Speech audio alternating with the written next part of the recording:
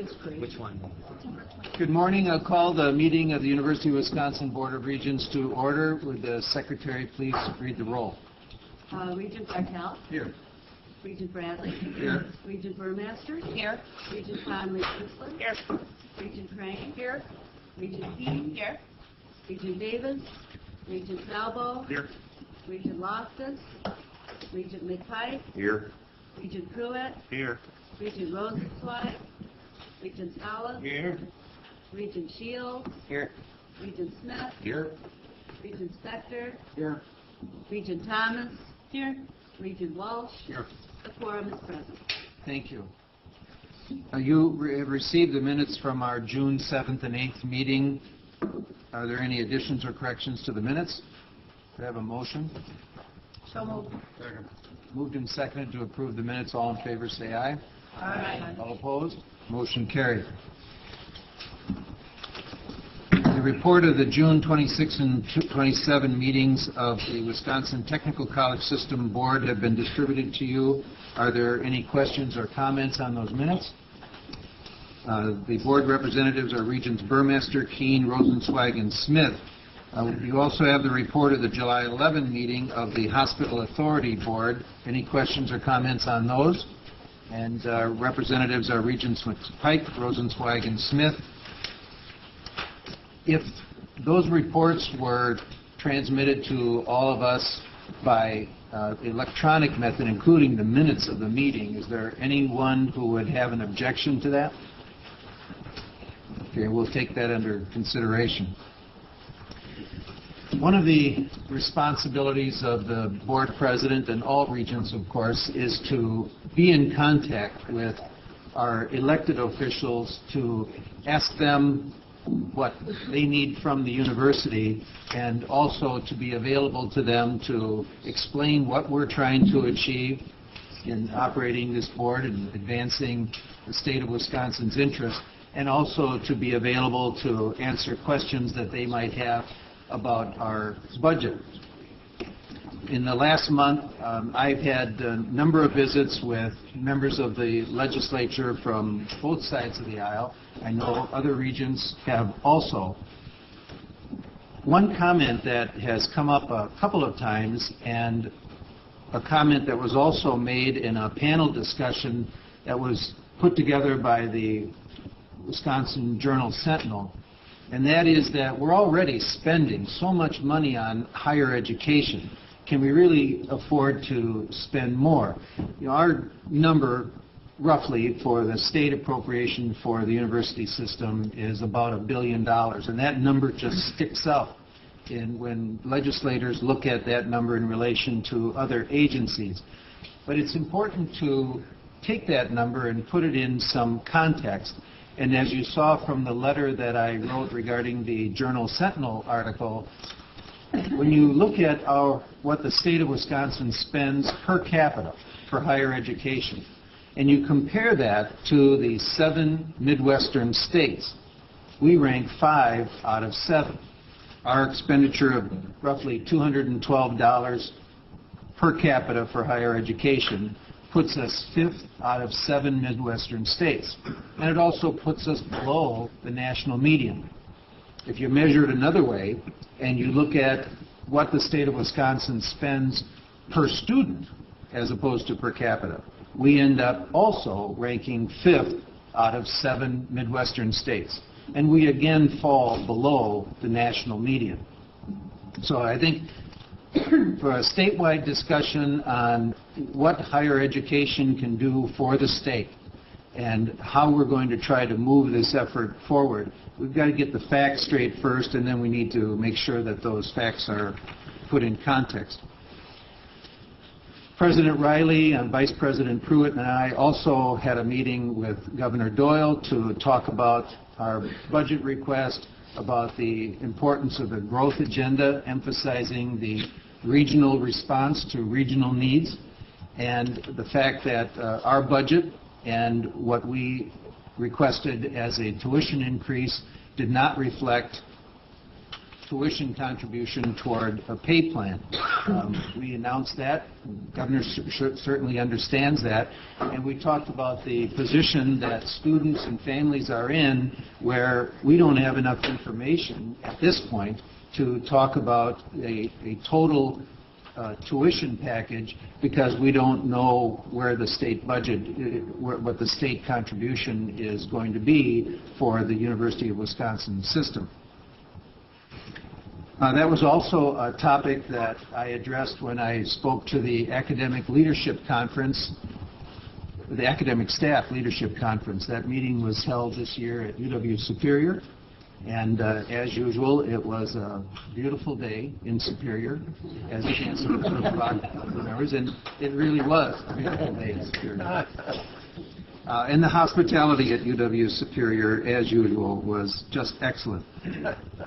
I also met last week with our communications director, Dave Giroux, and I want to express my appreciation for Dave for initiating that meeting, coming to Wausau, and spending a couple of hours talking about how his office could better meet the needs of individual regents. And we had some good ideas, and I'll be coming back to you with some of the things that Dave and I talked about. And finally, I had a meeting with the new president of the United Council, two new presidents sitting down, and we had a very nice conversation about what Board of Regents objectives are in moving forward and where those would align with the United Council's objectives.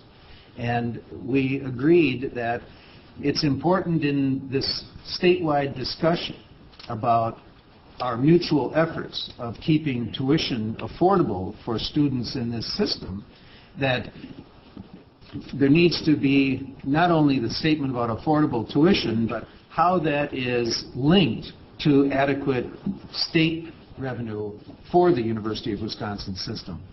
It was a good meeting, and we talked about how we can be having a similar message as the United Council speaks to leadership in the legislature and as the regents and other representatives of the UW system speak to members of the legislature. That is the end of my report, and I would now turn it over to President Riley. Thank you, President Bradley, and congratulations on your first meeting as the new board president. I found myself wondering if you thought there was anything prophetic about the first meeting at which you preside as president falling on Friday the 13th. Never entered my mind. And now it has. Until now.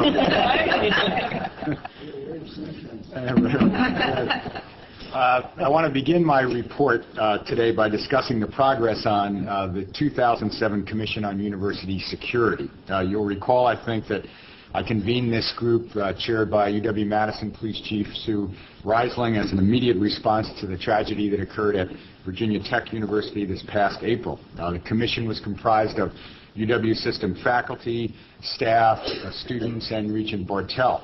Let me remind you of its charge. That was to develop a series of recommendations for how the University of Wisconsin system institutions can collectively prevent, intervene, respond, heal, and resume operations when confronted with the threat of or actual major violence on one or more of our campuses.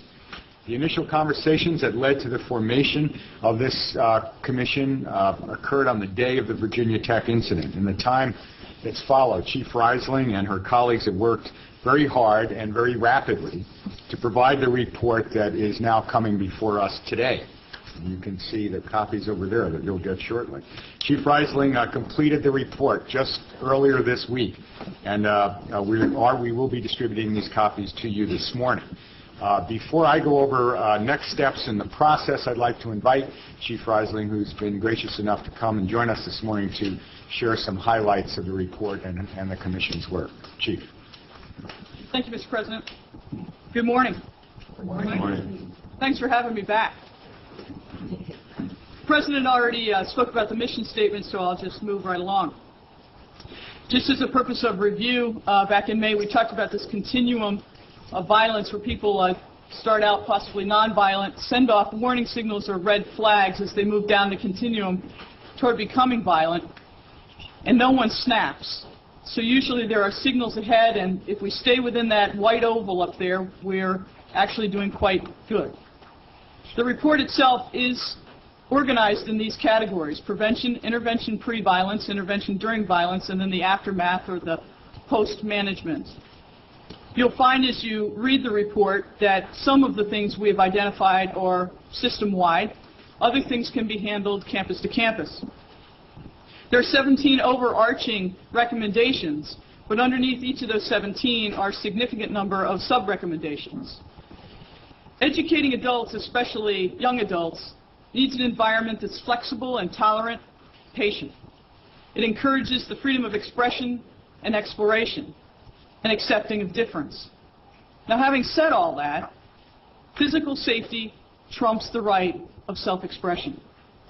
We have a large system of 170,000 students, 31,000 staff and faculty. We know that our campuses are organized autonomously. At the same time, though, we form a system, and so we can learn from each other and grow with each other. Virginia Tech involved a perpetrator who was mentally ill. Most people living with mental illness are not violent, and not all those who are mentally ill are violent. So we know that there is not a direct connection between mental illness and violence. Throughout the recommendation process, the Commission was mindful that our system has limited financial resources, especially in light of the State Assembly action this week. As we all know, a cut to the administration is a cut to the police. A cut to the administration is a cut to the Office of the Dean of Students. A cut to administration is a cut to the Employee Assistance Office. These are the very offices that we rely on to prevent and respond to mass casualty incidents. The dynamic of incidents on campuses has changed significantly over the last decade. In the same time period, public expectations for law enforcement and increasing security measures continues to grow. The Commission felt that it defies today's realities not to have armed university police on every four-year campus. Yet, as a system, if we are to be prepared, each campus must have resources to be effective. Some campuses are going to require significant increase in resources. Others will be able to do it with existing resources, with a few supplements. Safety is important. Resources are limited. Police are needed. In the area of prevention, we suggest that the university do what it does best: educate. Educate about safety, educate about warning signs, about how to report up the unusual. We also recommend policy changes to the Student Code of Conduct, and we also recommend the establishment of a code of conduct for faculty and staff. The Code of Student Conduct has been reviewed several times over the past decade, and currently there's a committee working on revisions. This week alone, I attempted to influence their work to include Virginia Tech-type behaviors within the code. I met with marginal success. In the area of intervention before violence, we have several recommendations. The two dominant recommendations are that we establish review teams on all of the campuses and formalize those that currently have informal review teams, and that we increase mental health resources. The Commission discussed at length the concept of a collective radar screen. Through the implementation of these recommendations, we hope that fewer cases will fall through the cracks. We felt all cases must be reviewed, actively managed and monitored, and acted upon with the safety of the community in mind.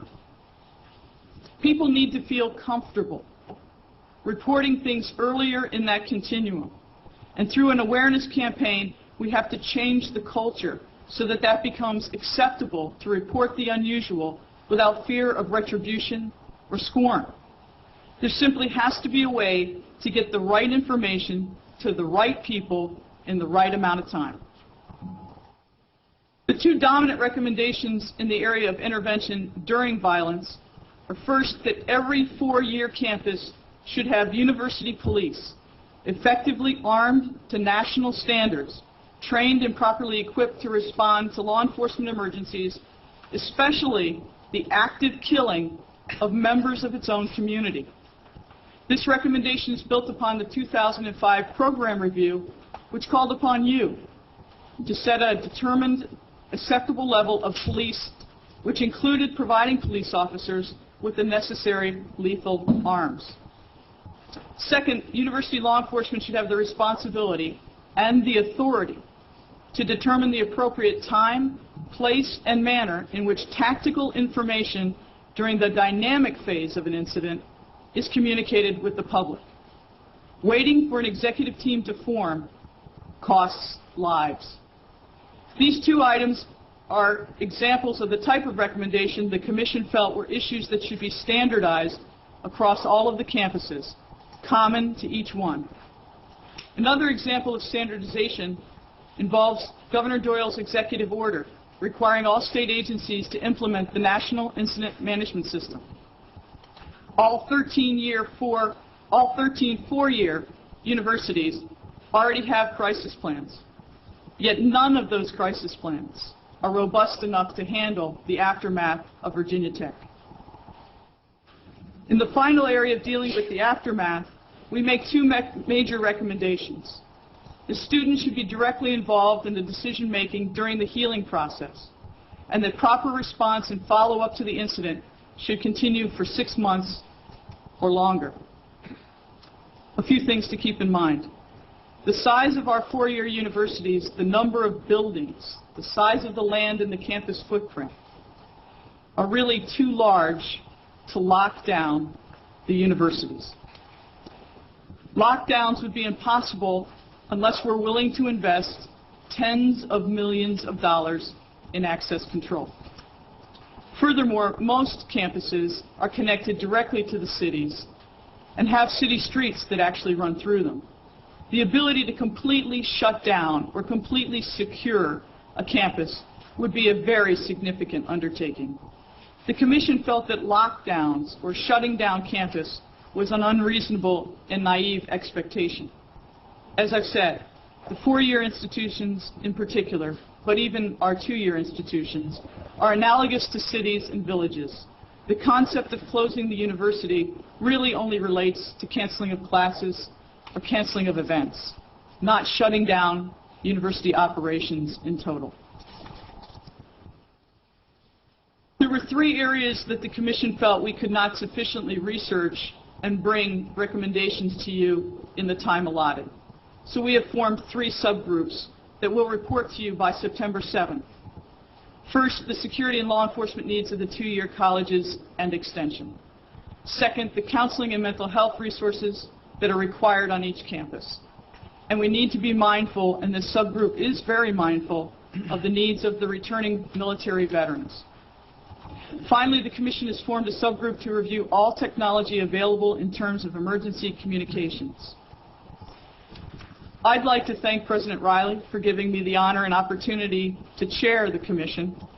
I'd like to especially thank the members of the Commission who, in a very short period of time, worked very, very hard to get these recommendations that, if implemented, will greatly enhance the safety of all of our campuses and communities. While it's tempting to ask us to prioritize the recommendations, it's important to remember that no one recommendation is going to keep violence at bay. If you implement these recommendations, the difference between Wisconsin and Virginia Tech won't be luck any longer. Thank you.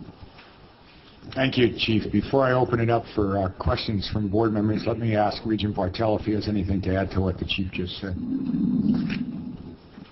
Thank you, President Riley.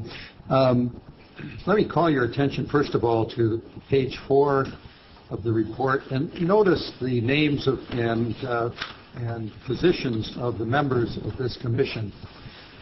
This was a remarkable commission in that you'll see that virtually every comprehensive campus was represented.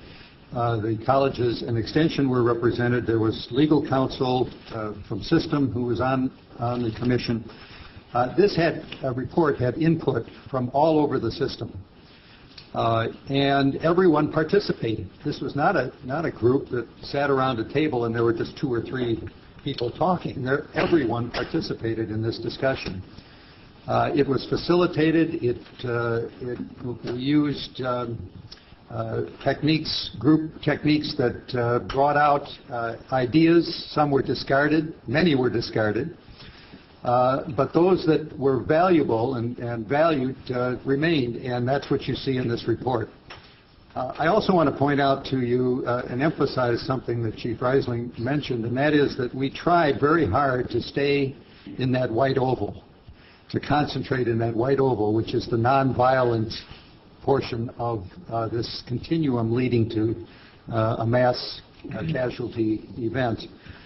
That's where I think we all want to be. We don't want it to come to a shooting or a killing. We want to prevent that. So we concentrated our attention to a great extent on how to intervene prior to violence. There are signs. It is clear that there are signs of upcoming violence, and those are the things that we want to pick up on and use to prevent the violence from occurring. And I would also call your attention to a number specifically of these recommendations, and if you look on page 10, you'll see the executive summary. Chief Reisling mentioned several of them, but I want to emphasize them. First of all, number 2, we want to develop an awareness campaign. We want people to be aware of not only how to protect themselves, but how to protect the campus. We want to alert people to behaviors that are indicative of potential violence. And that is something that, as she said, university should be good at, educating its population.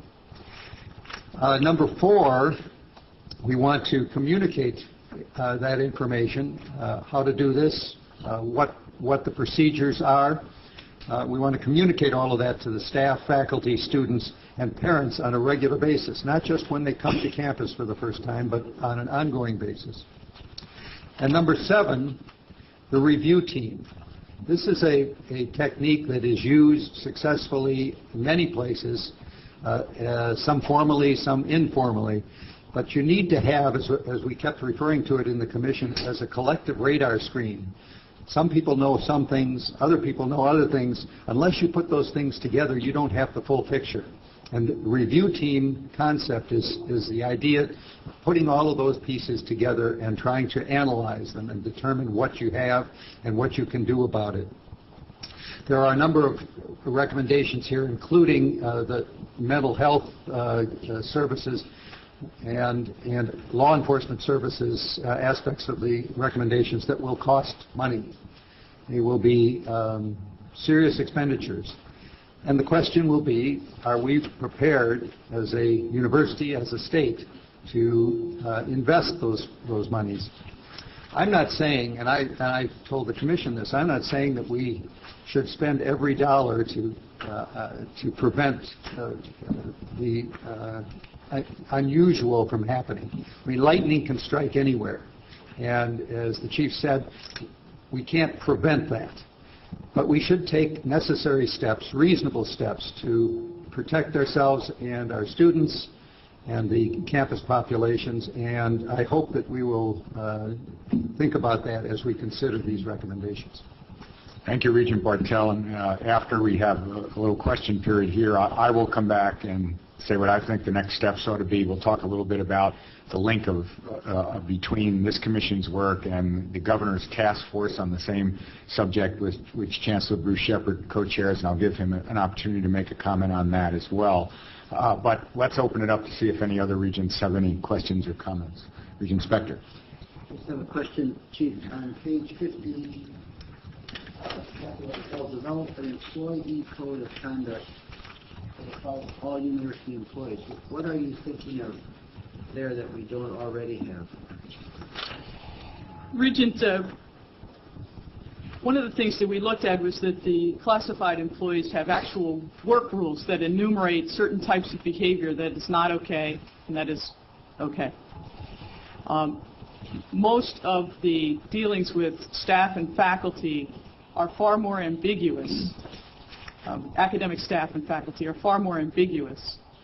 And again, I talked about this in May, we felt that many of our systems are too adversarial to deal with the types of behaviors that is this unusual type of behavior that tends to signal more mental health issues or more threatening type of issues. And that isn't very clearly delineated within our current policies. And so we're looking for consistency amongst the campuses and some kind of general principles, if you will, of acceptable and unacceptable behavior, regardless of your employment status. So it's a code of conduct which would try to enumerate those things that were unacceptable in terms of potential violence? Potential violence or potential behavior. For instance, I'll give you a real example of a faculty member who lived essentially in their office. Refused to bathe. This went on for years. And there seemed to be some ambiguity about how to deal with this particular behavior. Had a classified staff member attempted that, it would have been really quite easy to deal with.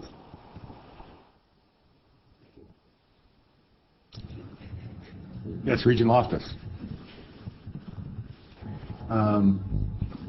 Well, having been in a position where this was the utmost concern every day of our workday, including the responsibility for employees off the site of the embassy, I just want you to expand on number 6 here, and whether the UW system president should assign ultimate responsibility to an existing vice president in the system. Is that what we're talking about here? Yes, sir. At system administration, there are responsibilities that fall under different vice presidents. For example, I deal with Vice President Durkin on the continuity of operation planning that we are contracted to do for the system at UW-Madison. There wasn't a spot that the Commission could easily see where this report would become the responsibility of an executive or vice president or vice president to make sure that this report was followed through upon or implemented. So that was one concern of the Commission. The other that we talked about at length at the Commission, and Regent Bartel did most of the homework on this segment, was the idea of having somebody titled like Homeland Security in their responsibilities, our police in their responsibilities, and we felt that that was kind of going too far, that we didn't need somebody to oversee directly the operations on the different campuses. What we needed to see was a link so that we could feed information into the system administration, get advice, and then also obviously have a link more closely with the Board of Regents, which we don't particularly have in a concrete way right now. Regent Loftus, when I came into office, there was a staff member who worked for the then Senior Executive Vice President for Administration who did a lot of this work, met regularly with Sue and her colleagues, police chiefs across the campuses. That was an administrative position that we cut in the administrative reductions. Goes back to what Sue was saying earlier. Well, if I can follow up,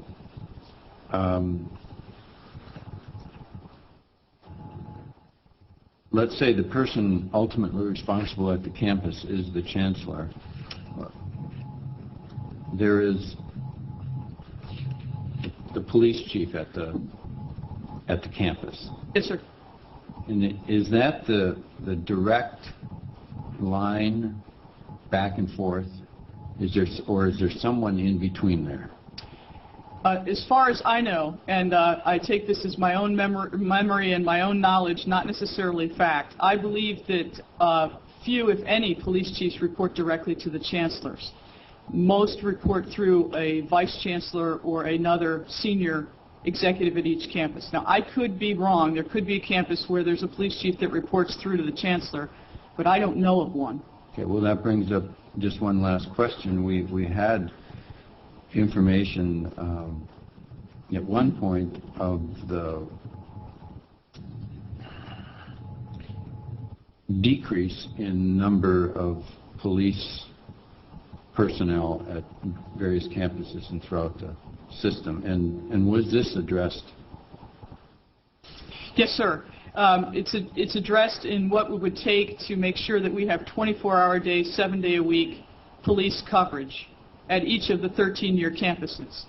There are 13-year campuses, Madison, Milwaukee, and others, that of course have had that for years. The most vulnerable campus, and therefore would be the one in need of the most resources to make this happen, would be UW River Falls. That would need a significant infusion of money in order to make this happen, because they do not have any police coverage on the campus of university police officers. And so that would be the greatest leap, would be at UW River Falls. And that's outlined in one of the appendices. Off the top of my head, I can't remember which letter it is.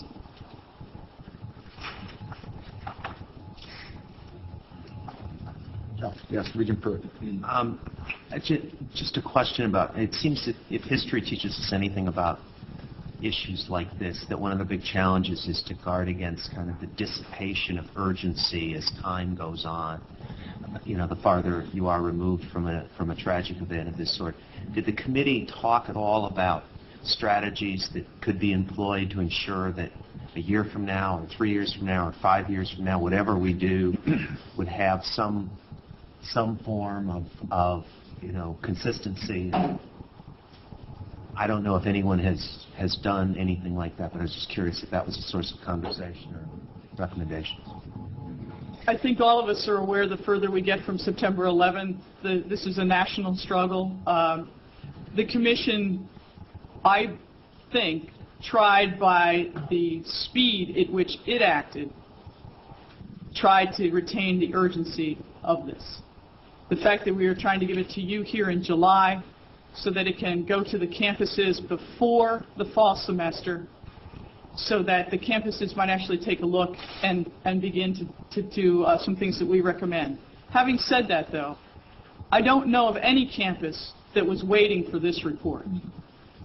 I mean, in fairness to these campuses, most of them acted very quickly the day of or the day following Virginia Tech to at least begin to ask themselves the tough questions. Now, many of them can't answer those questions because of the financial strain. I mean, I think I have to be fervent in my call for you to help with the resources here. I know at Madison, when you take a look at the appendices and you see the money that I need to do radio interoperability, for example, don't fret. I'll do that this year out of my operating budget. I'm large enough I can handle that. But when you look at Green Bay or Superior or River Falls or some of these other campuses, some of these decisions are being made not because they disagree fundamentally with what needs to be done, but there are real resource issues that they have to choose. If they don't cut the police department, then they've got to cut somebody else twice as much. That's what's happened at Madison. Chancellor Wiley has been very good in exempting the police department at Madison from budget cuts. But that means there are other departments that are taking my cut. And so there's only so much to go around, and I really know that the Commission felt strongly that what will stop this won't necessarily be the theoretical debate or the ideological debate. What will stop this probably will be the financial debate. And that's a place where you have to make very difficult decisions. Regent Burmester. I know, Chief, that you said, and I understand why, that you were reluctant to prioritize any of these recommendations. Yes, ma'am.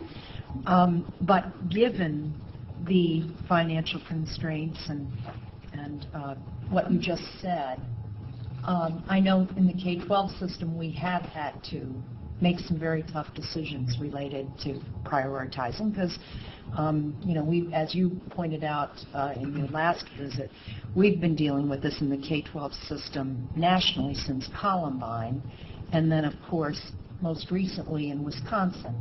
Yes. From just last fall. And I'm wondering if this idea of the consistency that Regent Pruitt brought up, it is one way perhaps to prioritize, to just ensure that we are, I see reference to this, a national standard, for instance, for intervention during violence. And that is something that I think the general public does expect, that after a crisis, you have ensured that if a crisis occurs, you've taken the measures that would be expected to deal with.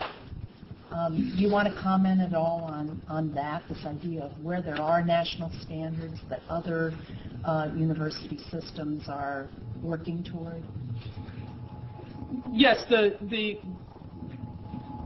issue, I guess, is first to start out with the whole issue of awareness. And we already do orientations, and we already do some level of staff training. There would need to be some infusion of minimum resources in order to expand that training and to make it sophisticated enough where people could actually do the threat assessments that are tasked with doing those. But we have orientations for students already. It wouldn't cost us a lot of money to slide in some more information about this. To build, websites so that people could go to it at any time of day would cost a little bit of money, but we all have websites. So some of this doesn't cost a lot of money. Changing policy can or cannot be costly, depends on how you do it. So in that way, we could make some inroads here a little bit, if you will, on the cheap. When you move down, though, toward responding, when your prevention doesn't work, and now you're in the response mode, the time that I think you need the police the most is when people are being killed.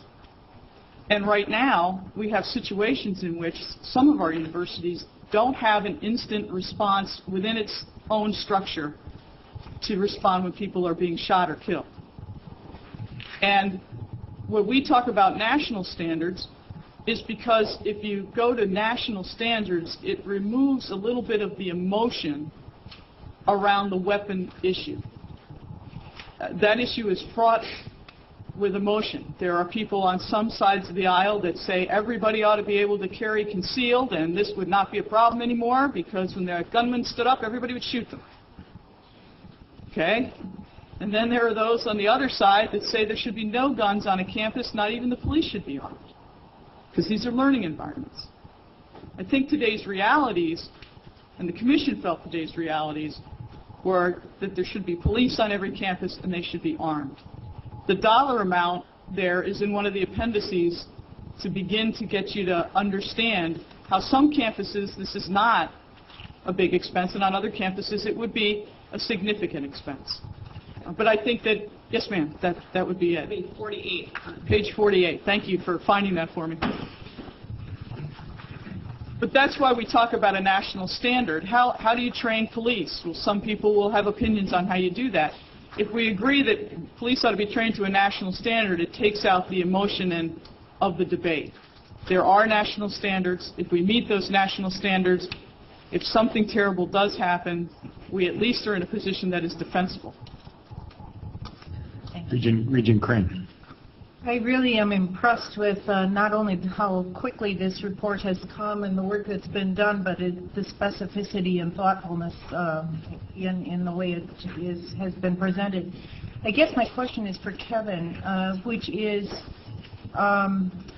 what kind of not only implementation but updating will we? This seems to me to be the kind of issue that we would need to review on an annual basis. In some way, and how would that be done? Well, maybe that's a good segue into my making a few remarks on how I think we need to follow up immediately and then longer term. I think we can take a couple short-term and long-term goals from this hot-off-the-press report. I'm asking each chancellor to carefully review the recommendations in the report with his or her campus community, and certainly that consultation over time will include serious conversations with our shared governance groups that will have lots of interest and lots of thoughts on what we need to do here. The chancellors and I will be discussing their initial reactions to the report and initial reactions they hear from their campuses at our meeting later this month. They really are getting the report today as you are, so it is hot off the press in that regard. I've asked Executive Senior Vice President Don Mash to work with us on the review, to be the point person at System, working with us and the chancellors in the review of this report's recommendations. I will come back to you at your September meeting with a more detailed answer then, after we have those initial conversations, to your question, Judy, about exactly what happens next and how often you want to be updated on what we're doing.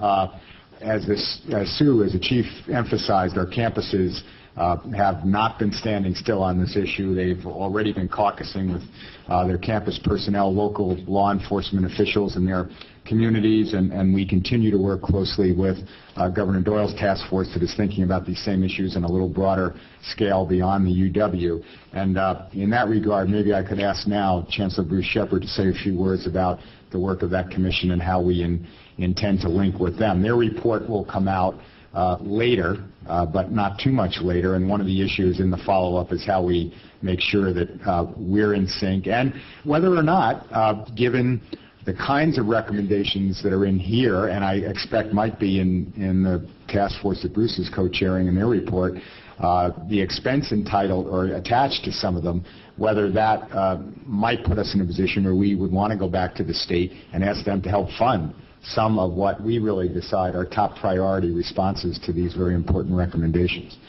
So with that, I'll turn it over to Chancellor Shepard. Thank you, President Riley. I do have the privilege to co-chair the Governor's Task Force on Campus Safety, along with Chief Roger LeCue, Chief of Police of the River Falls Police Service.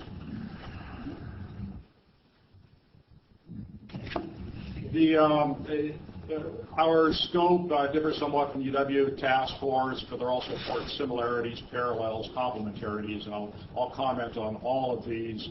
The task force itself is composed of 22 members. We represent basically all of higher education in Wisconsin, the UW system certainly, but also the technical colleges in the private and independent sector of higher education. We have on the task force professionals in public safety, in mental health counseling, in legal services, and we also include parents, students, and faculty on the task force. And I would add that this great wealth of experience, background, expertise is also importantly enriched by ethnic and racial diversity that reflects our state as well. We're aided greatly by the governor's personal involvement in each of our meetings and his engagement and guidance as the task force has met.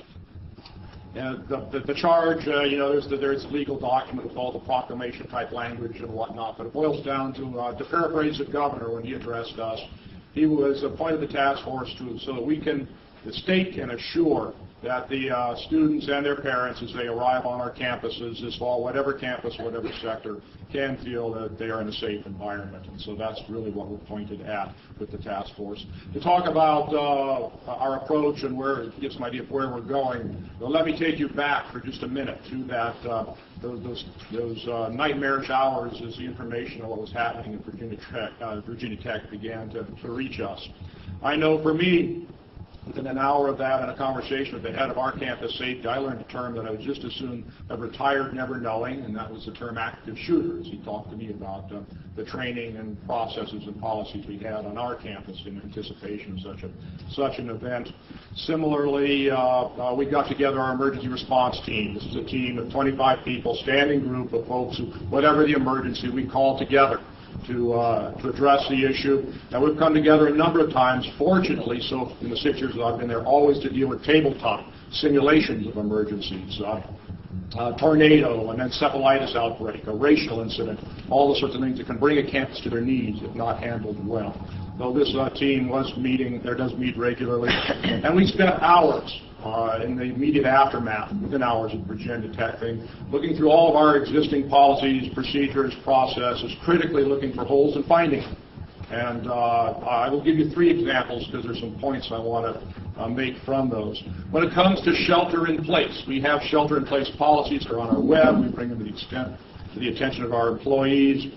the attention of our students. And what you do if there's an active shooter, and they make the hair on the back of your neck stand up. We reviewed those particular. They're simple, they're easy to remember, they're the best we think we could come up with. But then we realized, most of us in the room weren't really aware of them and could not repeat them if asked to do so. We needed to communicate them better. We did that immediately for the campus. It was, after all, a very teachable moment to do that, but also then thought through we need to do a shelter-in-place drill, just as we do fire drills, to help people remember how to protect themselves in the event of these sorts of situations. Second thing we looked at are our practices on we do have a threat assessment team, and it's been meeting for years, ever since, as you are probably aware, there's just a dramatic increase in the number of students who present themselves on our campuses with serious mental or psychological illness or disease. And this team is comprised of our dean of students, the head of our police services, the head of our counseling service, head of residence life, and other professionals were brought in as necessary. They certainly meet on a weekly basis to look at cases, to decide, to make sure that services are appropriately being provided in these situations, but also we don't call it a threat assessment team for nothing, to see if there are things we need to do to protect the campus as well in particular cases. But we also realized if you were a faculty member and saw a possibly distressed student, would you even be aware that this team existed or whom to contact? We need to do a better job of letting folks know that this team existed and has existed for a long time.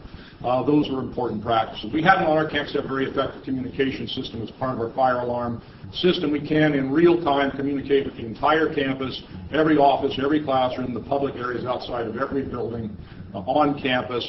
And obviously, if there's an active shooter, we would immediately employ that. But that's not a very likely scenario. Much more likely is somebody reports having overheard somebody say they thought they saw somebody maybe putting a handgun in their pocket before they came on into a building. What do you do in that situation? Well, you can think of a lot of other scenarios. You don't want to make those up on the fly. So let's spend time, immediately start codifying how we would handle various scenarios and putting that communication system into effect. Now, I mentioned those three examples because I think they have two important common denominators. One is I believe that people in the state of Wisconsin can feel that their campuses, and any chancellor could give examples of the same sort of thing here, that they have in place on their campuses. I think the people of the state of Wisconsin can feel that their professionals on their campuses are acting appropriately, and this, they didn't need a Virginia Tech to make sure we have in place means to deal with a tragedy such as that. But the second point, of course, is they aren't perfect, and as we critically examined, we saw opportunities in all three areas to be doing a better job. And that really brings me to the work of the task force, because I think that's one of our most important contributions. We had a lot of ideas, shelter-in-place drills. Has anybody else ever tried that? Does it really work? How does it work? There are all sorts of opportunities to share best practices or to share ideas we have. Somebody else can say, we tried that, it's stupid, it won't work. So that's the sort of information sharing that we can do across a very rich sector of institutions. So that's an important function for the task force. I think I'll just conclude with some themes that I think are emerging in our task force deliberations as we prepare to write a report that will be available in about a month and a half. I'm speaking only for myself. I can't speak for the task force on this. But certainly we're aware of the process that Chief Reisling identified for you of prevention, intervention, response, and recovery. That's guided the organization of our work. We share a view that clearly the biggest payoff for campus safety is to focus on those first two stages, prevention and intervention. Although, unfortunately, I think it is the response phase that gets all of our attention. How do we respond to a particular emergency? Third is the fact that safety, and this is a little bit subtle, but safety is a value judgment. It's a feeling. It isn't an objectively demonstrable condition. I think of Regent Martell. Are motorcycles safe or not? It's a value judgment. And so that means that how we act and how we behave affects not directly, but also psychologically, whether people feel they're on a safe campus or not, and that's something we have to keep in mind. Another principle that really was an aha moment for me, and I think other members of the task force, was that campus safety is not a responsibility of this office or that office, this group or that group. It's really a shared community responsibility to have a safe campus. We all, as members of that community, have the right to expect certain levels of safety, but we also all have obligations to make sure that safety is part of the campus environment, particularly at those intervention and prevention stages. That's really a very important principle to share. That therefore follows what we're talking about on our campuses, a cultural change where we come to better understand rights, responsibilities, or this community responsibility of campus safety. Cultural change is much harder to achieve than going out and spending money on something. And I suppose that would be the last thought I'd share with you. There's a quintessential American predilection to go to technological fixes. And we have sure seen that in this area too. We're really talking about cultural change, and we want to focus on the area where there's the greatest payoff, which is prevention and intervention. So that's a challenge we all face. I could go on. I find it a very educational process. I've sure learned a lot, and we hope to be helpful to the state as we carry our work forward. I will say, concluding, that we are integrated with the work of the UW task force, of your task force. That is, Chief Reisling gave a wonderful presentation. Our first meeting got us off on a great start. And we have 2 members of the UW Task Force on our task force to provide coordination liaison. The report we've all just received will be shared with the task force and give us a real step ahead with the gubernatorial task force. And then 2 other points of integration, I believe. With the governor's charge, we have a responsibility to identify areas of statutory or legislative attention that where there are modifications that may be need to be made. And some of these are raised in the report that you have with you today. And we certainly can take that opportunity to advise the governor on what needs to be done in the legislative phase. And second is the subject has already come up. The governor has said he realizes that the recommendations we may bring forward have cost implications, and he wants to be made aware of what those may be as well. So that's a little bit of background on the task force. Thanks so much, Bruce. Good luck with the rest of your work, and we look forward to its product. To give the board a sense of how work is ongoing in this area on a number of our campuses, just let me ask Interim Chancellor Telfer from Whitewater to say a few words about what he and his colleagues on that campus have been doing in this regard. Good. Thank you, President Riley. I welcome the opportunity to talk to you a little bit about what we've been doing at Whitewater. I think the report will be very helpful in trying to do many of the things that we're trying to do, as well as the report from the Governor's Commission.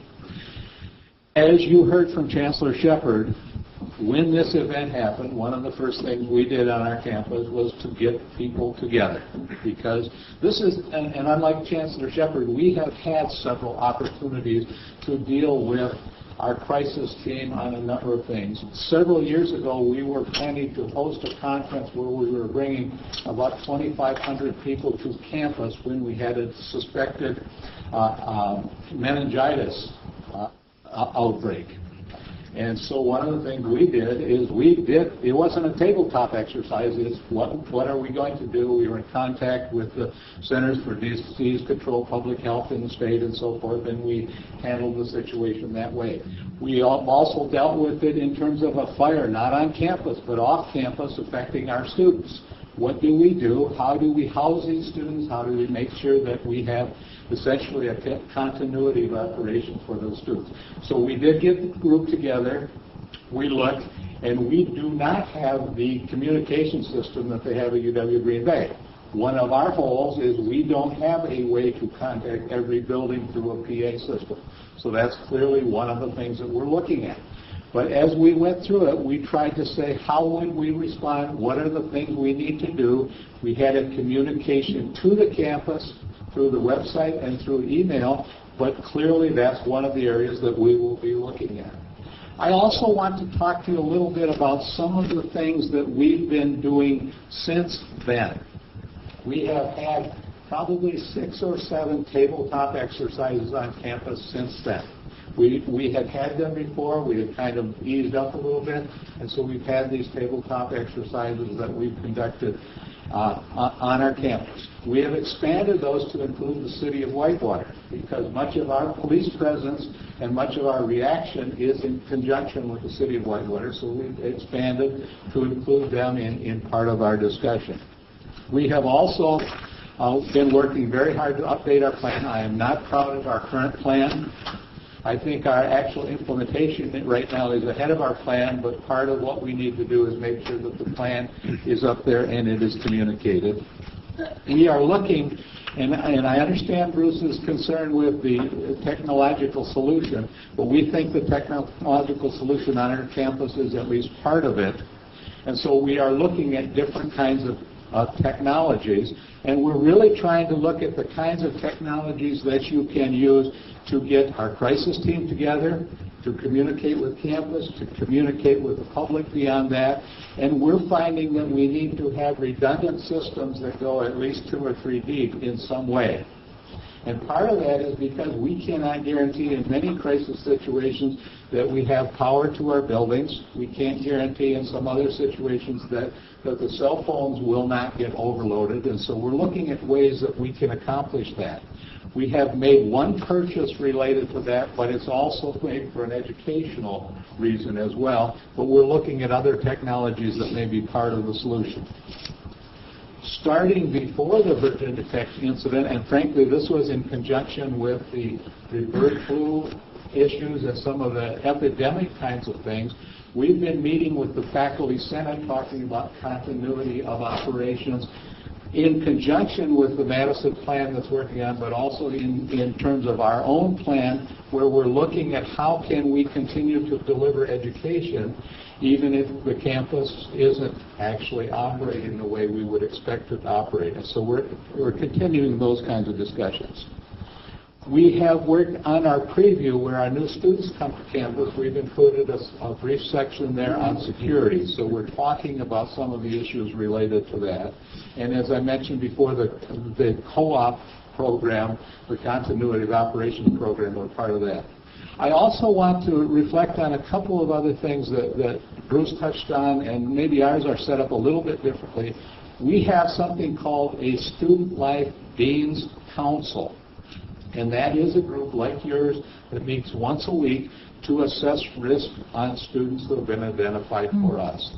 That is something that we meet every week. In fact, I was involved in a meeting on Wednesday related to this, because what we're looking at is, are there some risky behaviors, some actions that we need to be looking at. Related to that is, and this is technological, we have online something called a Student Affairs Incident Team Report. And what that does is if there is an incident of some sort, this is not something that requires immediate action, but is alerting us to some issues. That is put on a secure website where a number of people on our campus have access to that, and they can follow what's going on. Clearly, the Dean's Council has access to that. We also have something where we use a device called a medical withdrawal. And the medical withdrawal is a process where someone who is encountering some difficulties, some of it may be physical health related, some of it may be mental health related, may be excused from classes for the semester and get a refund of at least some or all of the tuition during that time if we identify a medical issue. So what I guess I'm trying to say here is we very much welcome the reports. We think they will add to where we are, but we're not nowhere. We are working on it. We have a number of different efforts underway, and we will continue those efforts. Thanks so much, Dick. Any further questions or comments from board members? Regent Loftus. Yeah, I just want to relate a little my own experience, which is the State Department's experience, but they've had a couple of 100 years to work on this. So, and there is a person in charge of security, and everyone knows that they should tell this person anything, and this person is around. Well known who it is, and he is the collector, or she is the collector of information, and then a gatekeeper. Direct access to the top person.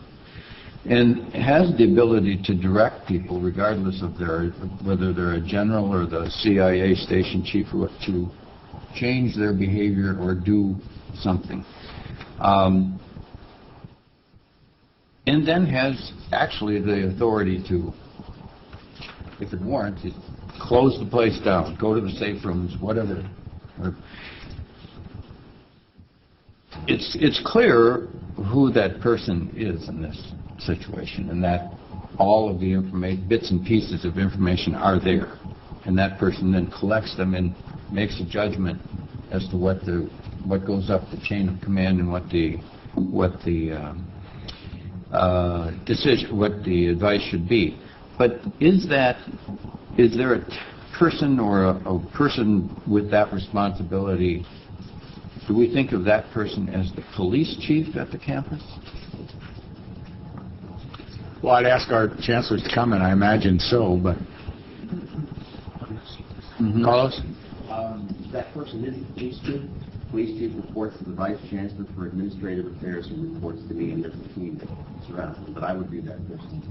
That police chief who was here.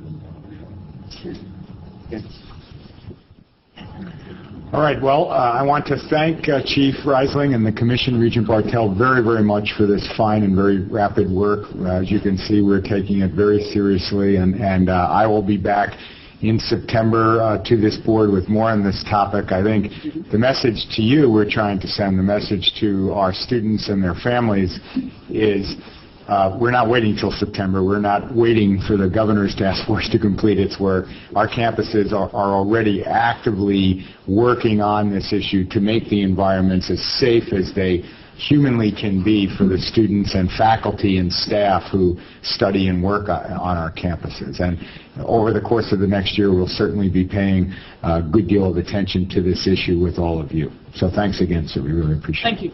Thank you.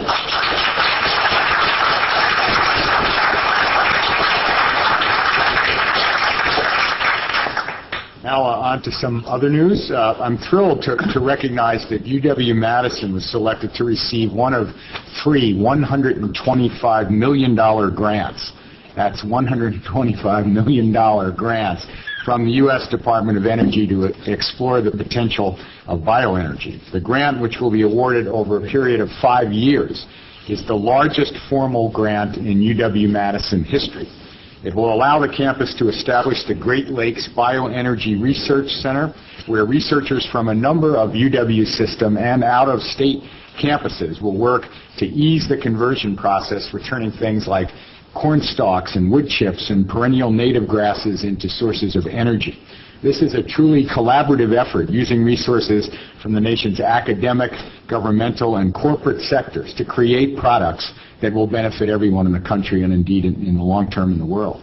So my congratulations go out to Chancellor John Wiley and Dean Molly John of the College of Agriculture and Life Sciences on this campus, and all our researchers from across the system who will eventually be involved in this effort. In what is among the first programs to be implemented as part of our Adult Student Initiative, UW-Fox Valley will debut its new Accelerated Learning Program in September.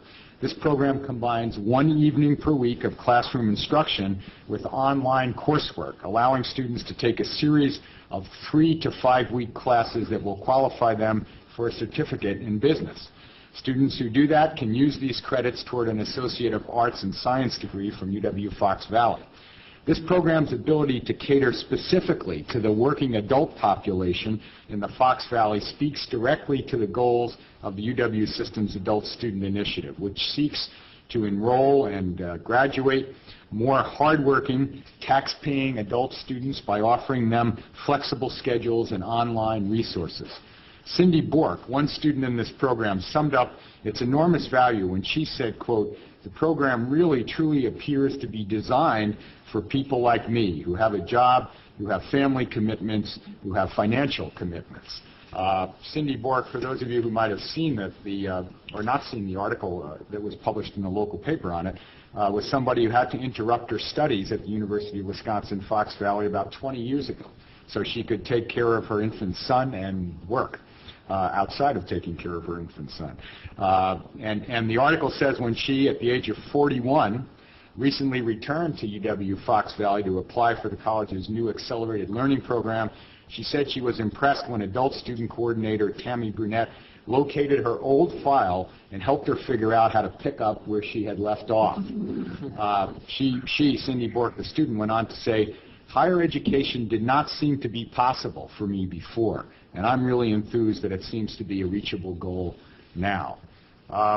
These are the kinds of students, working adult students, tax-paying citizens, citizens who vote, that the growth agenda is designed to help. And by helping them, we will help the future of the state.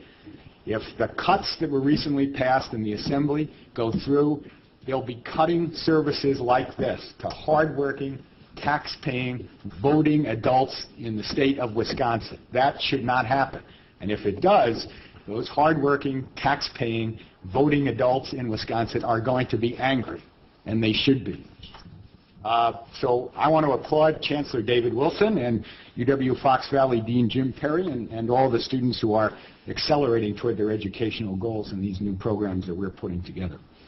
UW-Eau Claire has been accepted into an international exchange program that will allow it to grant degrees to students from China, who will also be earning degrees from educational institutions in their home country. As part of the China 1-2-1 partnership program, Chinese students will spend 1 year at a Chinese university, 2 years at UW-Eau Claire, and then 1 additional year at the original Chinese institution, enabling them to earn concurrent degrees. This is just one step in the campus's mission to expand partnerships with higher education institutions throughout the world. It will serve as a fantastic opportunity for Chinese students to master the English language and for students at UW-Eau Claire to interact with peers from across the globe. So congratulations to Chancellor Brian Levin-Stankiewicz and the entire UW-Eau Claire community for the formation of this partnership.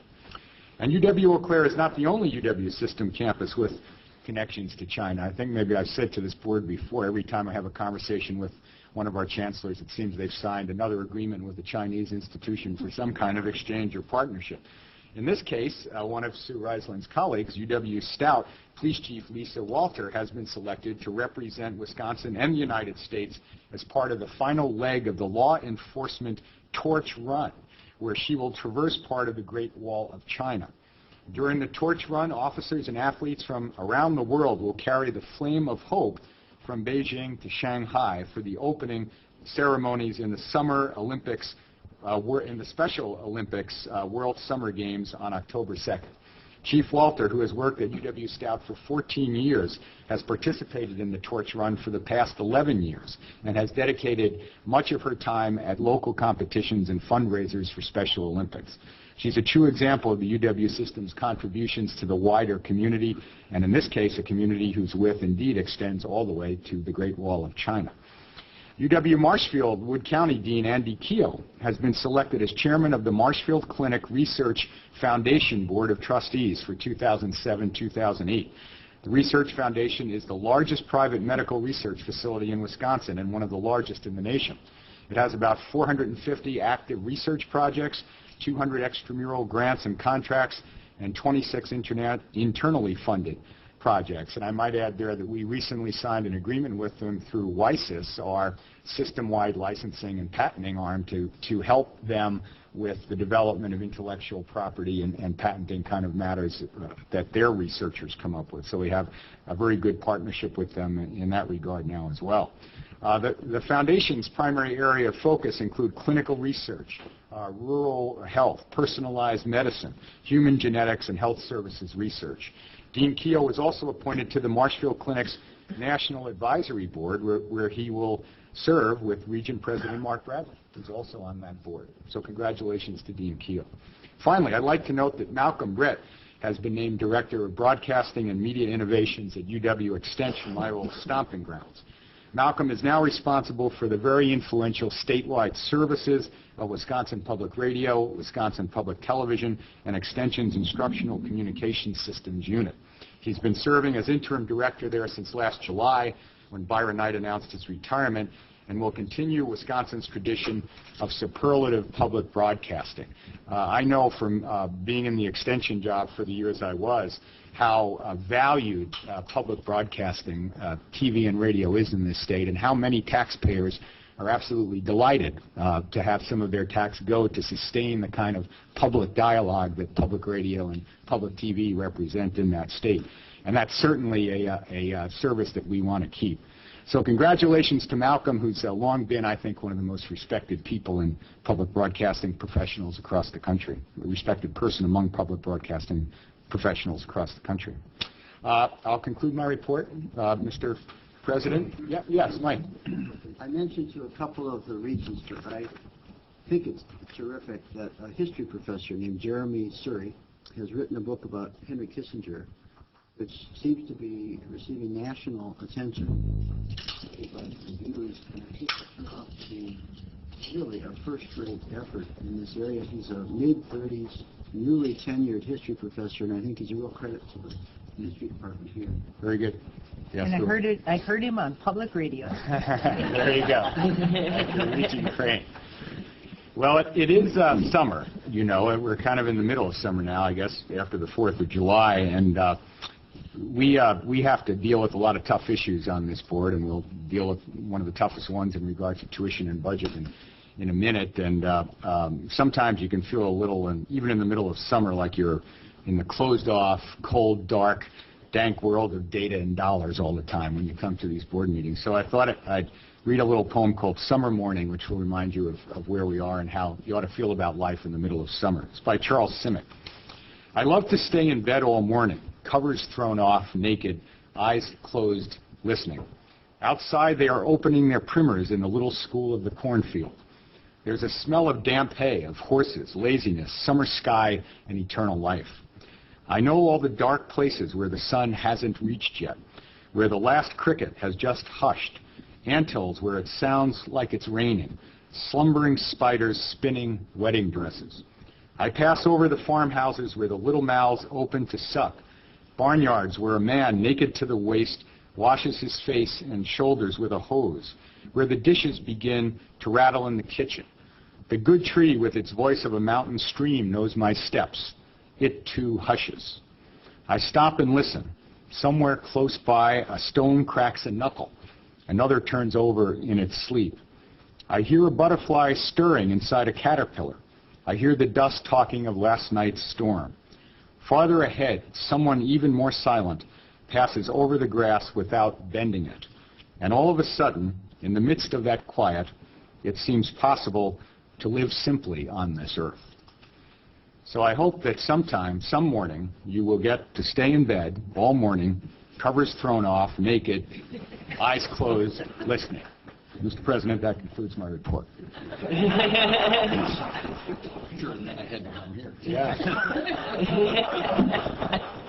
I think we just deserve a moment of silence as we have that mental picture. Thank you, President Riley. We'll now proceed with the report of the Business, Finance, and Audit Committee. Regent Smith. Thank you, President Bradley. The Business, Finance, and Audit Committee. Did you want to get tuition discussion first? I thought that was on the agenda. I'm sorry, you want to do that before the committee report? I think that's the way we got to schedule this. That's good. Good. All right. Excuse me, Okay, hold on. Hold that thought. I will. Yes, we did have on the agenda a discussion of the situation with the operating budget and tuition in particular. So let me make a few remarks about that, really by reviewing a bit of the history, how we got to where we are today in the budget-making process. I hope we can use the discussion today to set the stage for the action that this board will need to take in August with a little help from UW Systems Associate Vice President for Budget and Planning, Frida Harris. Our goal as we consider budgets is always to advance the University of Wisconsin's national reputation for affordability and excellence. In consultation with board leadership, I recommended that the Regents convene a special board meeting in early August to approve the annual operating budget for its 26 campuses. As part of that budget action, we'll recommend to you a specific tuition rate for the 07-08 academic year. Today, though, we have many large unanswered questions about the grounding for recommendations on the budget and on tuition. While we hope that the legislature supports the key budget proposals submitted by this board, advanced by Governor Doyle, and approved by the legislature's bipartisan Joint Finance Committee, we know that the final output from this legislative process could look very different.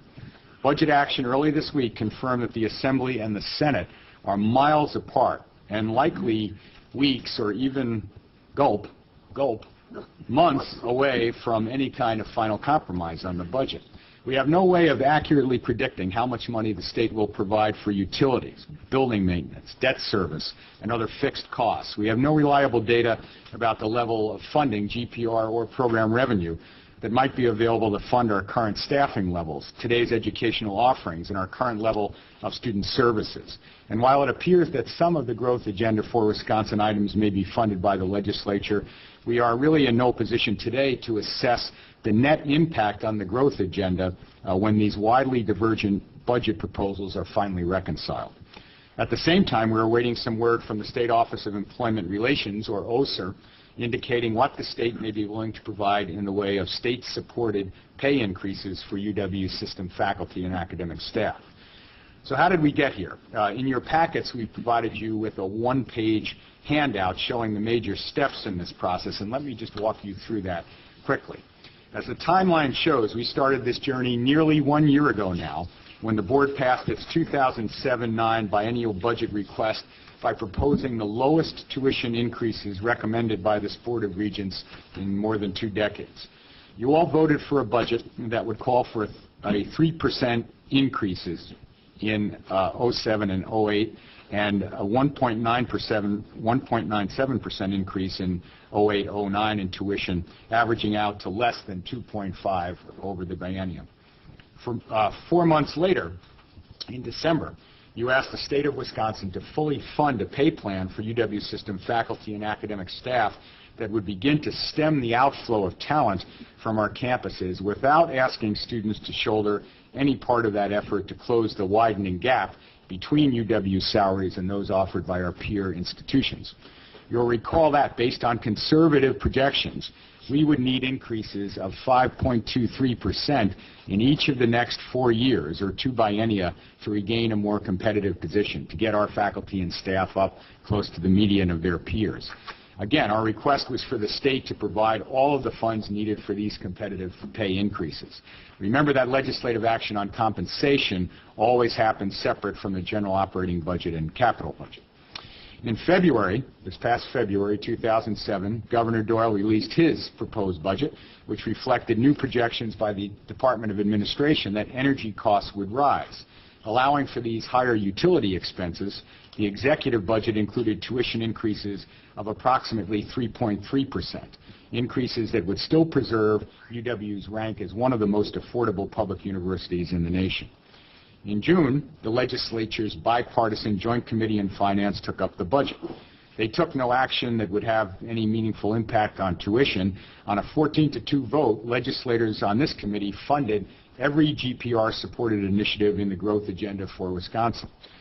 No members of the Joint Committee on Finance introduced any amendments to significantly reduce our base funding. That's the cost to continue increase we require to simply maintain the status quo.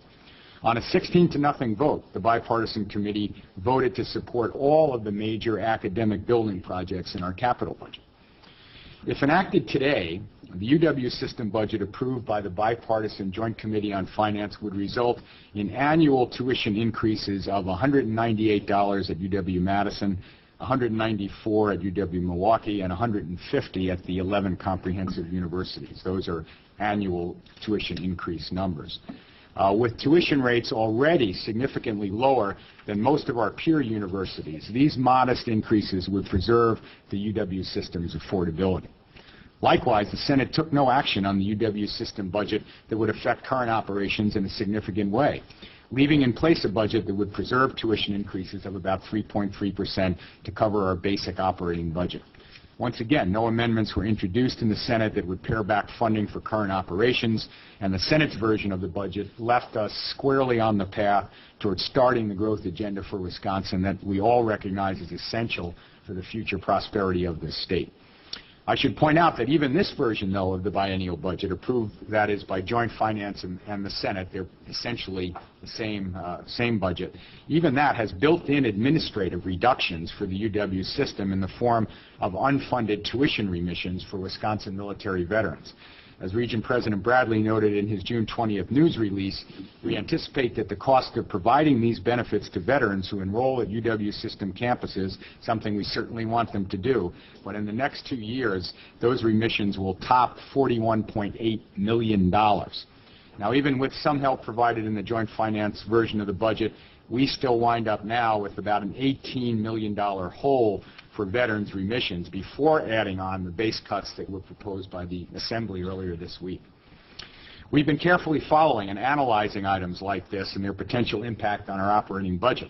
As I mentioned, we do not yet know how much money the state might be able and willing to contribute toward any kind of competitive pay increase for state employees, including UW system faculty and academic staff. So that leaves another unsolved major variable in our budget equation. Now, to this week, with action by the Assembly to cut state funding for the UW's current operations by about $120 million over 2 years, while also proposing a 4% tuition cap, leaving major financial aid programs with significant shortfalls, and imposing new requirements for state employees to make out-of-pocket contributions to their retirement funds. As Regent President Bradley and I noted in our joint statement on that action, the $120 million biennial reduction proposed in the Assembly budget is equal to the total state funding currently provided to UW La Crosse and UW Whitewater combined. Those are institutions that serve more than 20,000 of our students. And here we are then, trying to figure out if we're being asked to expand or to contract, trying to guess where the budget might fall within the $140 million gap between the Joint Finance Senate version of the budget and that which was passed by the Assembly earlier this week, and trying to determine if the state will help us keep talented UW faculty and staff in our classrooms and in our labs and in our advising offices, which is where Wisconsin citizens certainly want them to be. Running through all of these variables and questions is our strong commitment to keep tuition as low as we can while not turning the UW into a second-rate institution. There are really only a handful of levers we can pull to make this UW machine run the way we want. One of these levers is labeled tuition increases. It's a bright red one behind a glass panel that says, "break in case of emergency." We know from previous experience what happens when you pull that lever. Lights flash, alarms sound, and people get very nervous. And beyond that, you're undermining your desire to have more Wisconsin citizens come to the university, get a good education, have a degree, and have a better life thereafter by virtue of having done that. As I mentioned before, that lever is already set at 3.3% before any action by us or the legislature on compensation for UW faculty and staff. The next lever has a padlock on it. That's the state GPR lever. Pull it, and new state tax dollars flow into our public university. Our elected representatives at the other end of State Street hold the keys, and they are extremely mindful of what happens to taxpayers when you pull that GPR lever too hard. There are just 2 more levers on the UW machine that we can pull.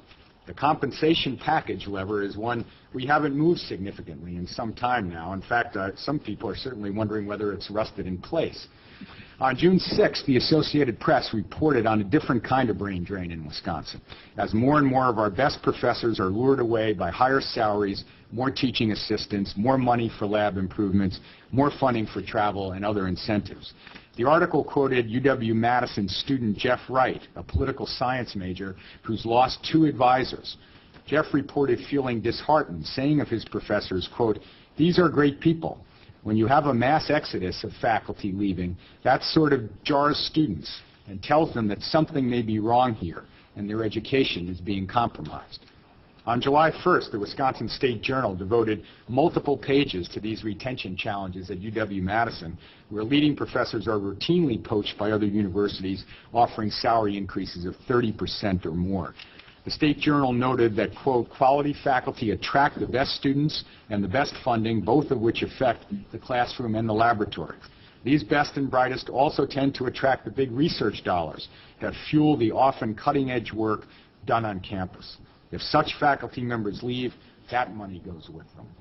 These articles remind us that not moving the compensation package lever is not an option, unless we're willing to say access is access and quality has nothing to do with it. And we should never be willing to say that in Wisconsin. The last lever works in both directions. It's our current operations lever. Pull it, and new seats are created in our UW classrooms. Students benefit from expanded academic offerings, advising, tutoring, and related supports. Campuses benefit from adequate police protection and health services. Push the lever back, and we reduce the number of seats as well as support services. Again, it often takes people a while to notice when this lever's been pushed back, but they eventually do notice, and when they do, they don't like it. So our shared goal at this stage, I submit, is to avoid breaking the glass, pulling the tuition lever too far, and setting off all those alarm bells. We want to keep tuition as low as possible, passing along to our families and students only the minimum increase necessary to meet our educational obligations. We also want to be decisive and clear in our actions, raising tuition once for the academic year at a level commensurate with the university's real needs. I want to acknowledge that the situation we find ourselves in today is unusual and uncomfortable. While we have approved operating budgets in the past when legislators were still hammering out differences in the state budget, it's hard to remember a time in recent history when we came to this board with an operating budget without any real information about the state's plans for pay plan and with the two houses so far apart, $140 million apart in regard to our budget. So with that in mind, I'll invite now Frida Harris to provide some hard data to illuminate this discussion. There are literally an infinite number of scenarios that might unfold with the four levers, but I'll ask Frida to help lay out just a few of these possibilities for our consideration today so we can have a discussion now about it and it can help frame your thinking leading up to what will be our obligation on August 7th to make a decision on tuition. Frida. Good morning. Normally today I'd be asking you to approve an annual budget that includes tuition and other rates. But this isn't a normal year, as President Riley's been telling you. The legislative process is late, and we have a widely varying level of funding proposed for the university system under the various budgets. For today's purposes, we'll discuss the differences between the bipartisan Joint Finance Committee's work and that of the Assembly, mainly because the funding for the UW system under the Senate closely mirrors the funding provided in the Joint Finance version. In addition, at times when the legislature hasn't completed its work, we normally set our budget based on the work of the Joint Finance Committee, which includes members of both the Senate and the Assembly. This year, however, it would be risky to do that because the variation between the bipartisan Joint Finance Committee's budget and the budget passed this week by the Assembly are drastically different. As you can see from this slide, there's about a $119 million difference on a biennial basis between the blue line, which represents Joint Finance, and the green line representing funding under the Assembly.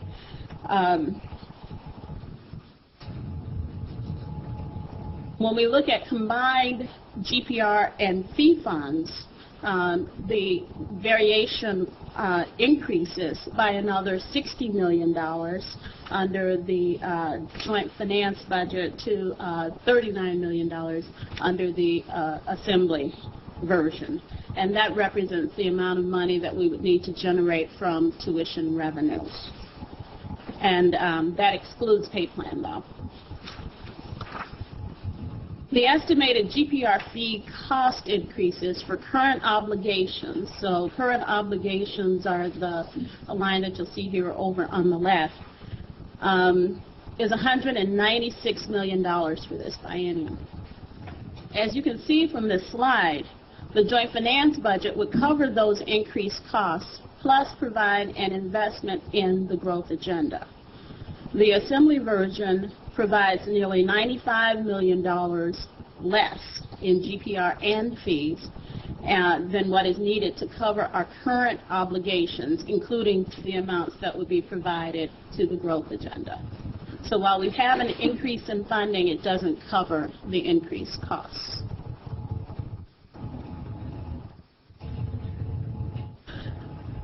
Under the Joint Finance budget, there were no clearly defined budget reductions to the university system. The Assembly version, however, includes almost $120 million of operational reductions to state funds. This is particularly concerning for us at this time when our campuses have already admitted students and hired staff to support those enrollments. Excluding dedicated funding for utilities and debt service 89% of our GPR and fee funds are dedicated to compensation of employees. That leaves very little room to manage cuts at this point. One part of establishing any annual budget includes estimating the funding that we'll need for salary increases for employees.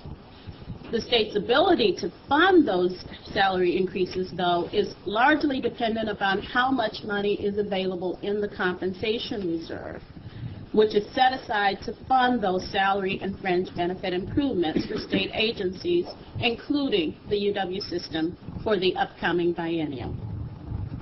Again, there's a wide variation between the Joint Finance Committee's version, which sets aside $240 million over the biennium for salary and fringe needs, and the Assembly version, which includes $146 million, reducing the funding by almost 40%. That range of funding makes it very difficult to predict what the Office of State Employment Relations and the Joint Committee on Employment Relations might be able to recommend for the UW system for pay plan increases. A lot will depend upon what emerges from the Conference Committee, which could begin its work as early as next week. The level of funding available in the compensation reserve will have a large impact on the state's ability to support the Regents' request that faculty and staff pay increases be paid totally from state funds, as they are with most state agencies. Funding the board's request for a 5.23% pay plan for faculty and academic staff entirely from state funds would require more money than is currently available under the Assembly version of the budget. It might, however, be possible to fund this request under the Joint Finance version of the budget.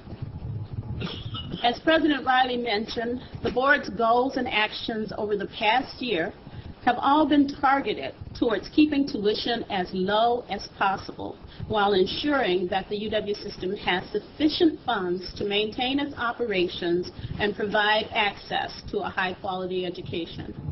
At this point, there just isn't enough information available for us to provide you with a budget that doesn't provide significant risks. I will, however, walk you through a few potential scenarios that will establish a range of options that you may need to consider if we're still at this point when we meet again in early August. In the first case, we could assume that the joint finance budget for state funds and tuition increases is what we would base our work on. That doesn't include any base reductions. The board's request, we could also assume that the board's request for the 5.23% pay plan increase is fully funded by the state as you requested. Under this scenario, tuition could be set ranging from increases of $150 to $200 for resident undergraduate students. This would be the lowest dollar increase since 2001, when tuition was frozen for resident undergraduate students. The goal of the board's requested pay plan, the 5.23, is to close the gap in salaries between faculty and staff at UW System and their peers by the end of 2009-11, and this would get us well started on that process. A second scenario, though, would be to assume we get joint finances budget for state funds and tuition dollars, again with no budget reductions. But assume that the Office of State Employment Relations says there's no salary increases for this year. Under this scenario, again, tuition would be set at between $150 and $200 in increases. So you'd have the same dollar increases in tuition, but the gap between the salaries of UW staff and their peers would continue to increase, resulting in losses of greater numbers of faculty and staff to competitive offers from other institutions. So setting tuition is not necessarily dependent upon what the pay plan is. It's dependent upon how much money we get from the state to support that pay plan. Now, if we assume the Assembly's budget, for GPR and tuition increases.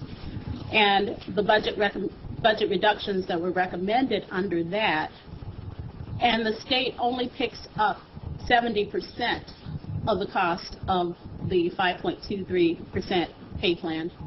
And we assume that the tuition increases are capped at 4%. We would have a scenario where tuition would increase slightly more by between $183 and $240 for resident undergraduate students. However, the salary increases would require more money than we could generate on the tuition side. The result would be that we'd have to take another $12 million in budget reductions in order to take care of the money needed for that pay plan. We'd have low tuition increases, but as they did in 2003-05, our students would be paying more for less. Another scenario would be to assume we get the funding under joint finance, where the state picks up 69% of a 4% pay plan, which is less than what you requested. And we don't have a tuition cap. Under this scenario, tuition would increase between $240 and $320. However, if the Assembly version passes with budget reduction and the board wanted to consider offsetting even half of the reductions with tuition, tuition would need to increase in double digits. As you can see, there are many different ways that we could approach tuition increases. The danger is in making the wrong assumptions. At this point, we just don't have enough information to make those decisions, and we hope that we will by the time you meet again in August. So, are there any questions?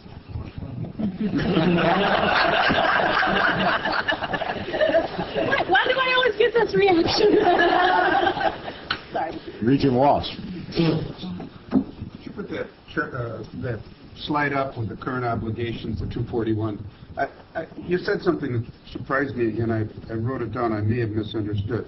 The 241 you said included salary and fringe. Salary at what? The 241 includes current obligations. Right, but you said it includes salary and fringe, and I didn't know the new salary? No, it's the salary and fringes that we needed just to pay for what was committed already. In other words, cost to continue. Cost to continue. All right. It doesn't include the pay plan. No. I thought you were saying that, and I apologize. Then, at the end of the day, and I mean, let's face it, this is all about politics, and there are those that would say this isn't about the university, it's about a cigarette tax and a hospital tax and an oil tax and the size of government, and we're the victim. That's the kind way of looking at it. But at the end of the day, my question is, if you assume that we get the cost of continue, and I should relate a conversation I had with a Republican assemblyman through emails saying, don't complain, you got 3% increase of GPR, which is true, but our cost to continue is 8.5%. And they sometimes forget that. But assume we get the 8.5%, and that the pay plan is not fully funded. Can you tell me what tuition would need to be to fully fund the pay plan and assume, say, 2/3 state? What would the increased tuition be? Do you know that figure? If we assume that the budget reductions remain in? Yes. No. We assume joint finance. Okay. On cost to continue, put in the initiatives, and then they give us 2/3 of the pay plan. Okay. If we were to do that, the tuition increases would need to be between $240 and $300. What's the percentage? Oh, I'm sorry. That was assuming a 5%. We didn't do the other one. The tuition increases would need to be around between $300 and a little higher than $300. What's the percentage? What is that equal in a percentage? That was a little less than 6%, if I remember accurately. Let me. I'm sorry for asking you to know each one. If it's, because that's absolutely best case.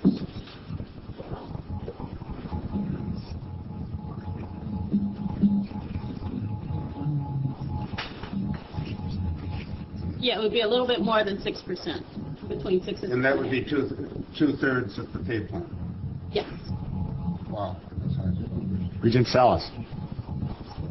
Mr. President, I just wonder why we should entertain discussing assumptions that won't provide any guide for us in arriving at a decision in response to the precarious situation that we're in right now. And that is that we have to provide some guidance for the campuses so that they may start preparing and opening up the doors when the students show up. And I think any plan that moves from the perimeters that we established that the tuition would be within the rate of inflation, I think it shouldn't be considered at this time. And I know that we're being warned that we are in a precarious situation by making the wrong assumptions. But I'd rather make the wrong assumptions based on a well-thought-out plan of a 3.3% of the rate of inflation increases in tuition with a corresponding increases in financial aid that we have deliberately and well thought out. And that's the message I think that we should send to the legislature, and in particular to the Assembly, that's our position right now, and I think that we should consider acting. We do have a part in the process. We can't completely determine the tuition increase by ourselves, but I think we should take the lead. I think we should provide the leadership that is needed, and I think that our stakeholders will support us on that, Mr. President. You said Regent President, so I assume you were talking to me, not to Kevin. Did you? Well, you know, the guy yesterday wants me to call you a chairman from now on.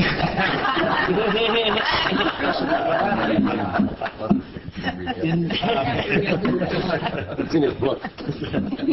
My response is, first of all, we're at a point of anybody can ask whatever questions they want of Frida. And if people want to ask Frida to give examples, people can ask their questions. In your scenario, Regent Salas, what is the number then that you would plug in for the faculty and academic staff pay plan? We don't have the 5.23% with the state paying 100% of it, which is what we recommend. That's correct. Why are we entertaining following the Assembly's a proposition based on an Assembly's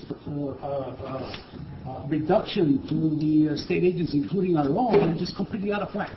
No, I think it's just not based on reason. It is just like trying to reason with the unreasonable. I think what we are doing, Regent Salas, is we are trying to base assumptions on both the joint finance version of the budget and the Assembly version of the budget. Regent Loftus. Frida, I mean, this isn't bad that the fiscal year, the deadline for the fiscal year is July 1, or passage of the budget, and we're not too much past that. And both houses have passed a version of the budget. We're only at, what is today, July 13th? 13th. Friday the 13th. So you're at a point where both houses have done it. It's in a conference committee, and the result of that would be something that would not be changed by either house at that point. I guess I want to know, 2 years ago, 4 years ago, at this point, we were making this decision. I remember 2 years ago the budget, or the tuition vote. But there have been budgets recently that have lingered on, haven't there? There have indeed been budgets that have gone as long as till October. Until October. What happened that time? In cases where the budget went until October, we generally worked, as I said, from the joint finance version of the budget and used the information that was there. we've never had this level of variation between a joint finance budget and what is being recommended in a different house. From no cuts to $120 million of GPR reductions. We just don't know what to base the information that we would use on. In addition to that, the compensation reserve has been cut significantly, so you don't know what amount of money would be available there for pay plan. As I said, if we were to assume at this point that the Assembly's budget went through with the compensation reserve dollars at the level they are, the assumption that we could do a 5.23% pay plan with the state funding it, there's not enough money there for us to even make that assumption. And there are other state agencies that are also going to need some of those dollars. The variation between state picking up all the money for 5.2 and picking up a portion of it as they normally do with the 70% makes a big difference in what we would have to do as far as making a recommendation for you for pay plan and tuition. It also means a great deal of difference in what we'd be bringing to you as an assumption of what your increases in budget from last year to this year are. There's just such a large number of variables here that we haven't had in previous years that makes this almost impossible for us to work with. Just one follow-up. David, I don't know if you were on the Board of Regents when that budget went to October, but when the budget did go to October, did you do a tuition change? We established a tuition. During the semester, for the second semester, is that what you did? No. In the year where it went very, very long, we established a tuition rate, and we did not make a change during the biennium for that. The time that we did make a change was due to the fact that non-resident tuition had a surcharge of 2.5% under the legislative budget that got changed to 5% as a part of a governor's veto, and we had to implement that 5% surcharge. So that's the only time I think we've made a change of that type to increase tuition. As Regent Salas was asking, why wouldn't we just assume what is our request for funding? If we assume our request for funding and do a budget that is based upon that, for one thing, we could be highly overstating how much money we have in the budget. That's just a technical thing, and it can be dealt with. The other thing, though, is if you then end up with the need to pick up money for pay plan or any other large reductions that we need to try to figure out, what we end up doing is having to do either a tuition increase in the second semester, and when you do a tuition increase in the second semester, it's more than twice the amount that you would have had to raise that tuition in that first semester. It's also something that you don't want to do to families if you don't necessarily have to do something like that. So we're hoping we'll have more information that will allow us to make a better decision about what options to go with. If you don't increase that tuition, it's another budget cut, which would then potentially be on top of other budget cuts that are already part of what is being recommended by the Assembly.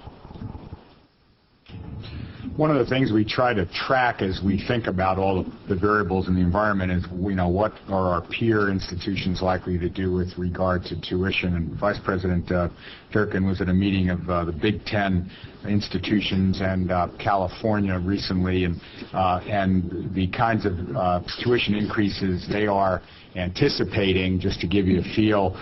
Purdue, 4.5%, Illinois, 9.5%, Indiana, 5%, Penn State, 5.5%, Iowa, 5.2%, Minnesota, 4.5%, California, 10%.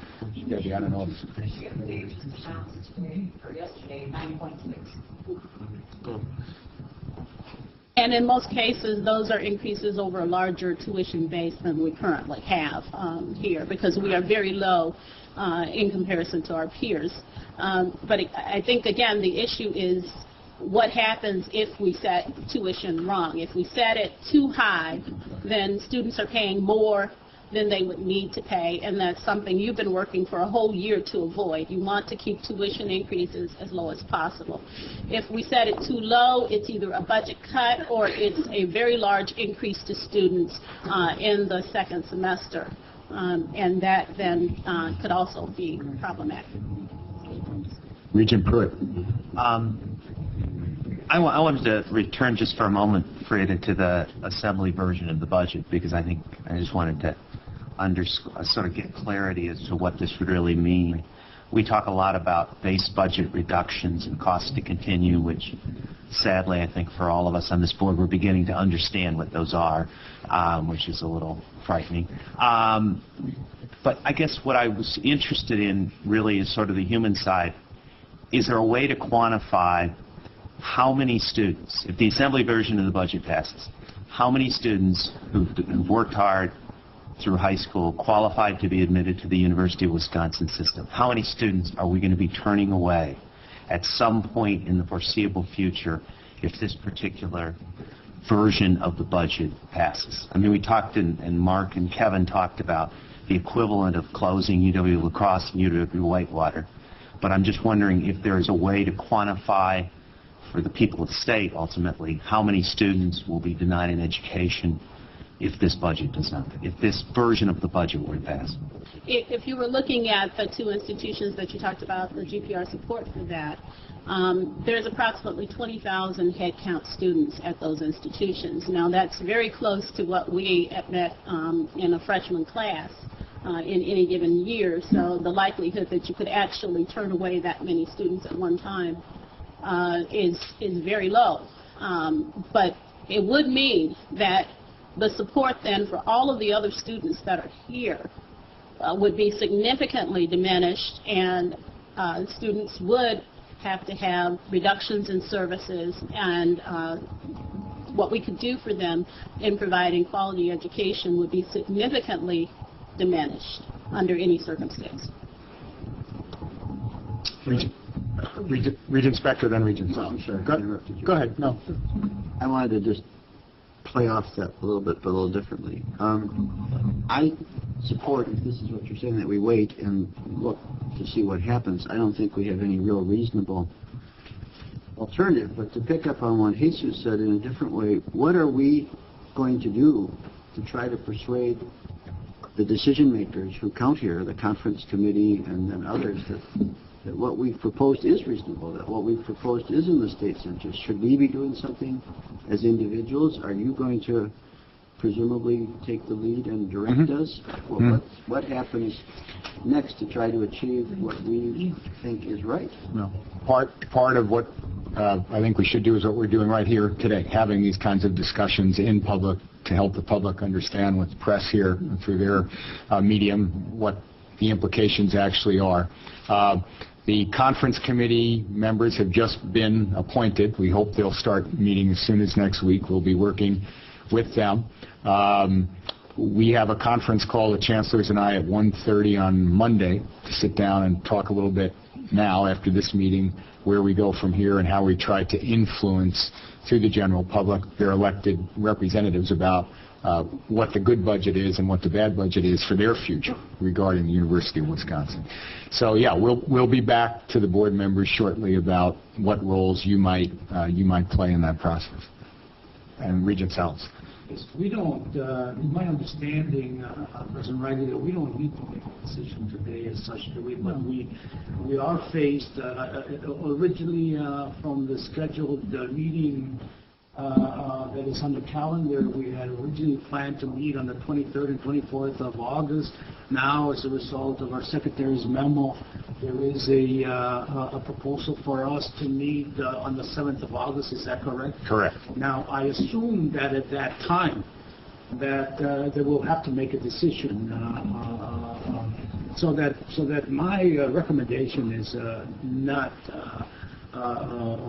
to recommend making a decision today, but really to consider standing firm on what we had thought of throughout the year in terms of how do we maintain this system's accessibility, and in particular to low and moderate income students of low and moderate income families. And I think that that message will resonate. I think the public is just beginning to find out just what the Assembly's actions and the implications on the regular citizens of this state. And I think that if we can communicate to them that not only their actions and how it impacts on tuition increases, but their devastating cuts in financial aid. Because to me, the increases that we recommended on tuition only makes sense if we have that financial aid package. If our financial aid package doesn't survive, then I think we need another strategy for it.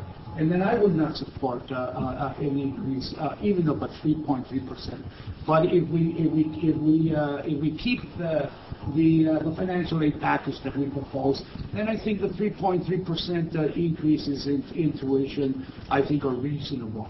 And of course, with corresponding increases for our faculty and staff.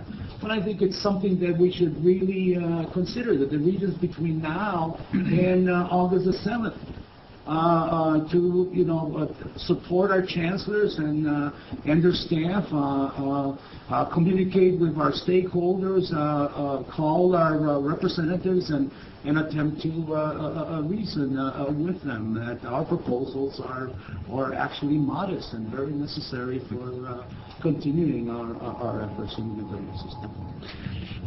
Part of what we're doing here in scheduling this meeting on August 7th is we had thought through really with the chancellors how late can we go before making a tuition decision and still have it be timely enough in terms of getting bills out to students and families, having them be able to make their payment for the first semester. We wanted to really delay it as long as we could in the hopes that we'll get information that will allow us to do exactly what you're saying, keep tuition as low as possible. And that's what we want to do. And that's why I'm not asking you to act today. If we had more information, I might be. But we want the message to go to the legislature, to go to our students and families, that we want to keep tuition low, but we'll need their help in contacting their local legislator between now and August 7th to say, you need to do what the Joint Finance Committee did. You need to go back to that. That will preserve access for my son, my daughter to the University of Wisconsin. So on the one hand, we don't like the uncertainty that we know families and students are feeling right now about what the tuition increase might be. On the other hand, we're willing to live with it for a little longer in the hope that when we get to the decision, we can keep that increase lower rather than higher. Regent Crane. Well, I think part of our message is that we are not making the tuition decision because of our efforts to respond to that serious crisis.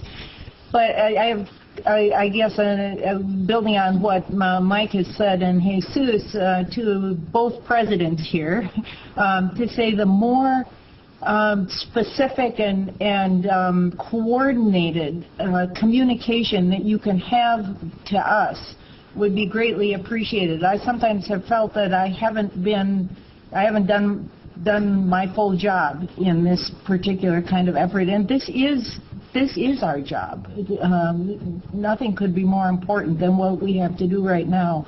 So the more that you can help us and prod us would be appreciated by this region. Good. Thank you. Point taken. Regent Loftus.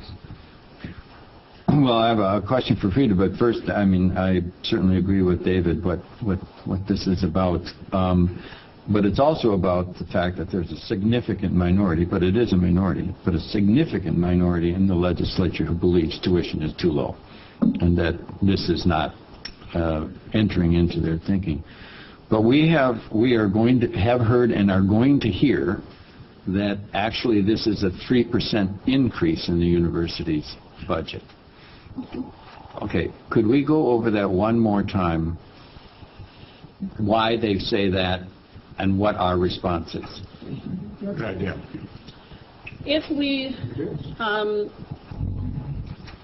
go back here, While Frida's thinking about that, let me just, in response to your question, Regent Loftus, throw in an analogy that I like to use to try to make the point, make it simply in a way I think a lot of us can understand.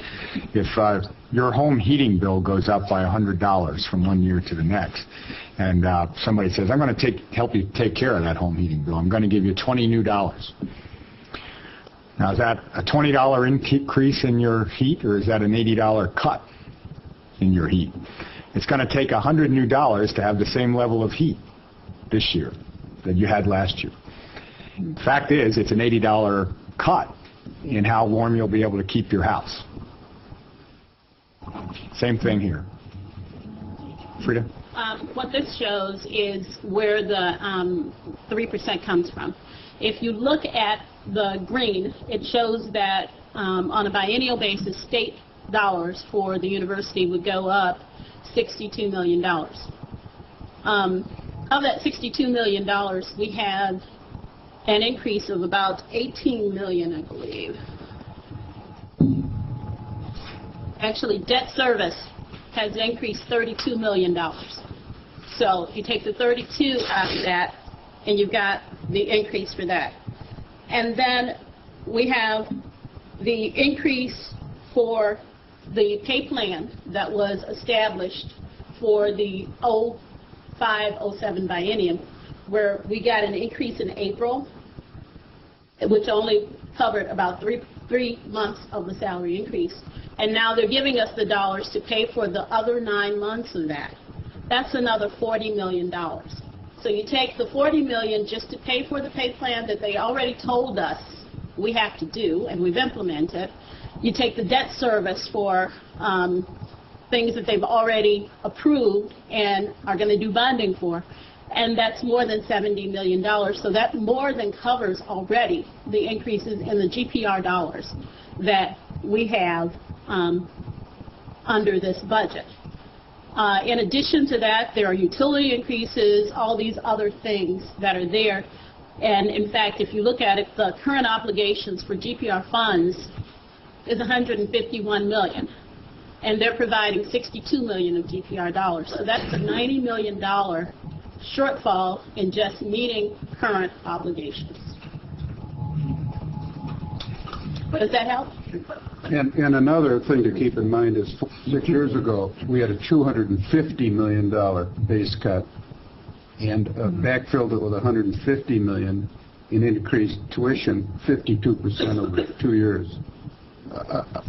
We've been digging out of a long, long hole, and that's why the most recent governor's budget was the first start at the plus side, plus the initiatives. But that's, and I've had this conversation with some of the Republicans, and candidly, they don't understand it. It's very complicated. They said, oh.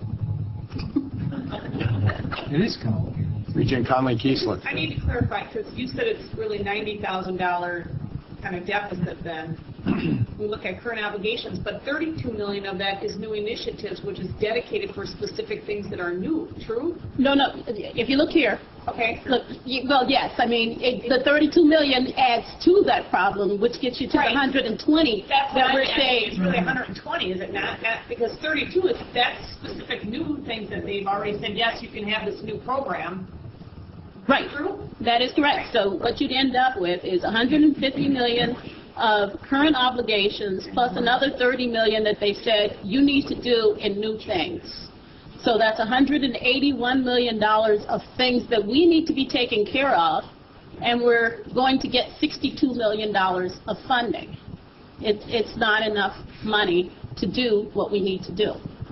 And in addition to that, I mean, I think I've heard part of this was the feeling that tuition is too low.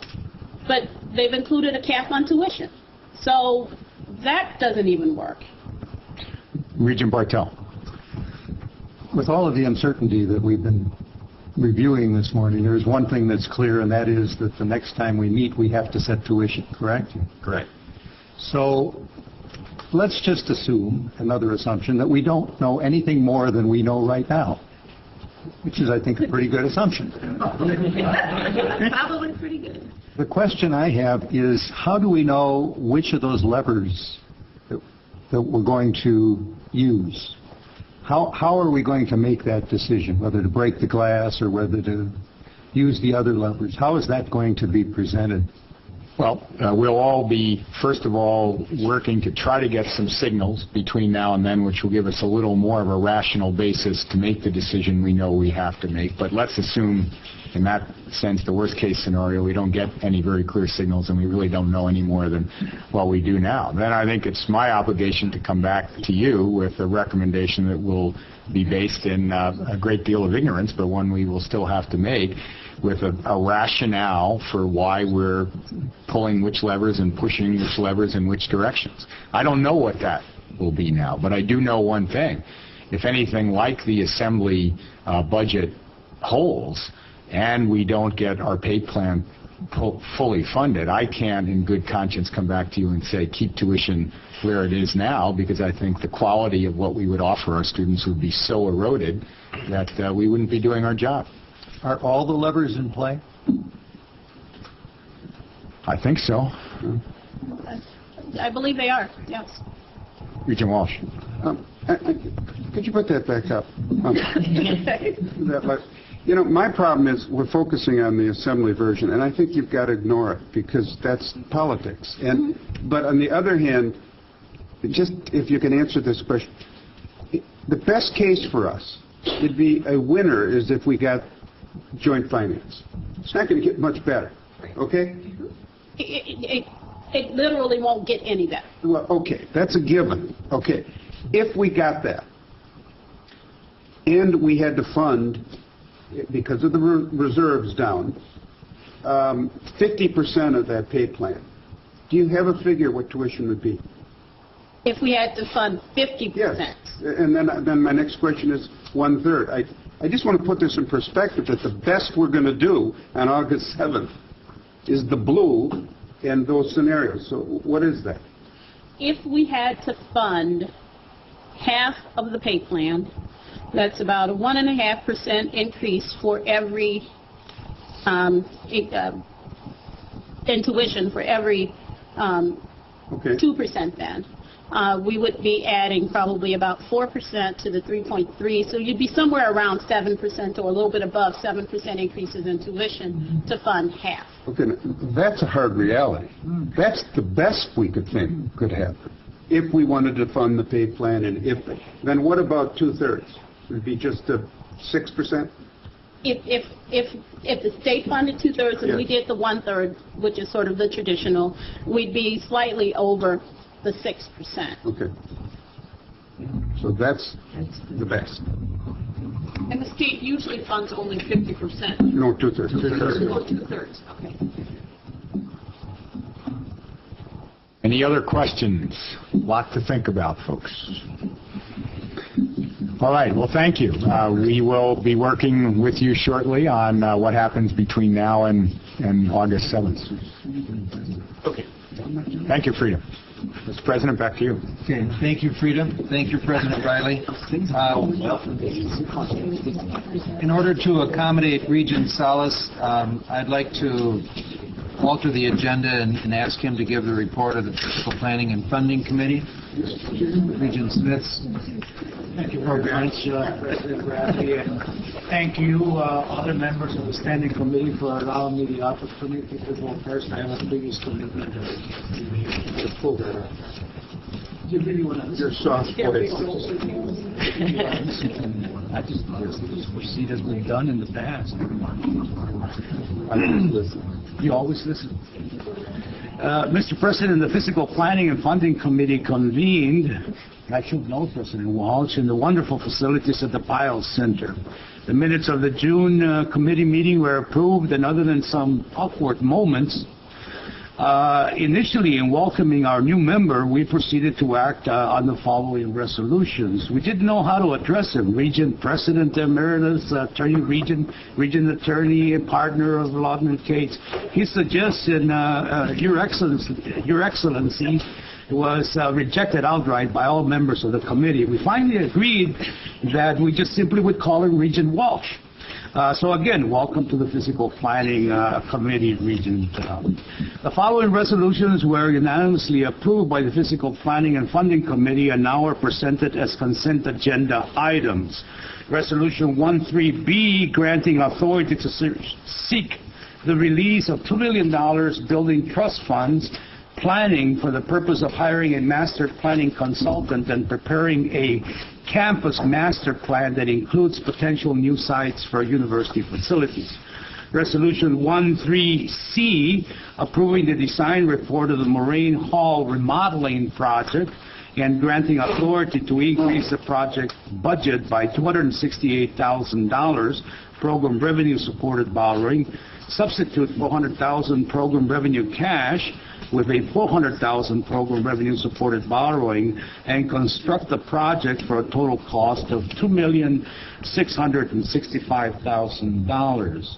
Resolution 13D, granting authority to construct various maintenance and repair projects at an estimated total cost of $1,356,700, of which $1,137,600 general program revenue supported borrowing, $164,500 program revenue supported borrowing, and $54,600 program revenue cash.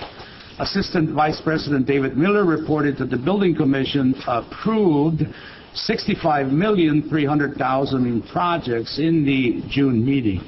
This included $27,500,000 general fund supported borrowing, $26,900,000 program revenue, and $10,900,000 gift funds. Miller updated the committee on the progress of the 07-09 capital budget. He further reported that the State Assembly passed its version of the state biennial budget, including the capital budget. He said that the Assembly capital budget funded 12 fewer projects than we had proposed.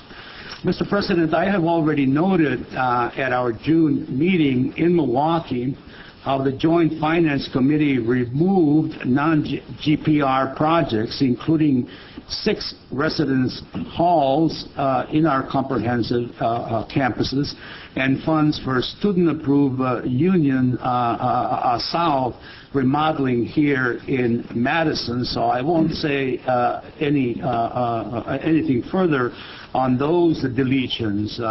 But I will make a note of the Assembly's removing of the following GPR funds. And if you just would please allow me to briefly note that here at the Madison campus, Sterling Hall project, which has been proposed for $20 million, included a reallocation of $6 of those million to complete the West End utilities project because it had been previously being cut. Was provided with only $2.5 million, or that is, we had proposed $20 million, of which $6 million, the project has already been bid. The contractor is ready to go, and we got a reduction of from $20 million to $2.5 million. I should note also that we're very disappointed that our academic building at Superior, which is a $70 million project, which included, through a lot of effort by the Chancellor and his staff, to procure $7 million in gift funds, was not funded at all by the Assembly's version of the budget, or that is, received no funds for that particular project. In addition, another new enumeration for the 07-09 project at Parkside, the Communication Arts Building, again, for $34 million, which included $2 million in gifts, was not funded either. Again, at Madison, the human ecology building of $25 million was not funded. That project included almost $3 million in GIVE funds. Finally, the all agency funds that are used to rehab our buildings in our campuses had been reduced from $25 million per year in the next biennium. Included a substantial amount of GIVE was not funded at all. Now, it's obvious by the discussion that we had earlier that these cuts, needless to say, would be devastating. I think that we tend to forget that when we're talking about capital projects, we're really talking about the teaching and learning, that we're talking about what goes on in the classroom, that we're talking about our labs, that we're talking about secure place for our students to live and to enjoy themselves in their respective student centers. And that those student centers and those projects that required segregated fees were all approved by students. So again, I urge all the regions to continue to support the chancellors and their staff in attempts to support the efforts in having these funds restored in our capital projects. Mr. President, these resolutions, these 3 resolutions were passed unanimously by the committee, and I now move adoptions of Resolution 13B, C, and D. Is there a second to the motion? Second. Is there a request to remove any of the resolutions from the consent agenda? If not, all in favor of the motion say aye. Aye. All opposed? Motion carries. Thank you, Mr. President. Thank you, Regent Salas. Now we'll move to the report of the Business, Finance, and Audit Committee. Regent Smith.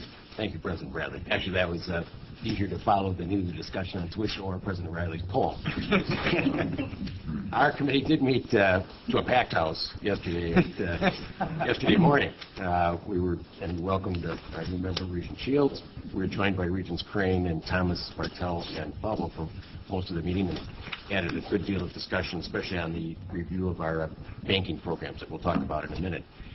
We did, in response to a request by Regent Falvo, Debbie Durkin presented a 10-year trend information on the source of funding for UW system expenditures, as well as the functional classification of total expenditures.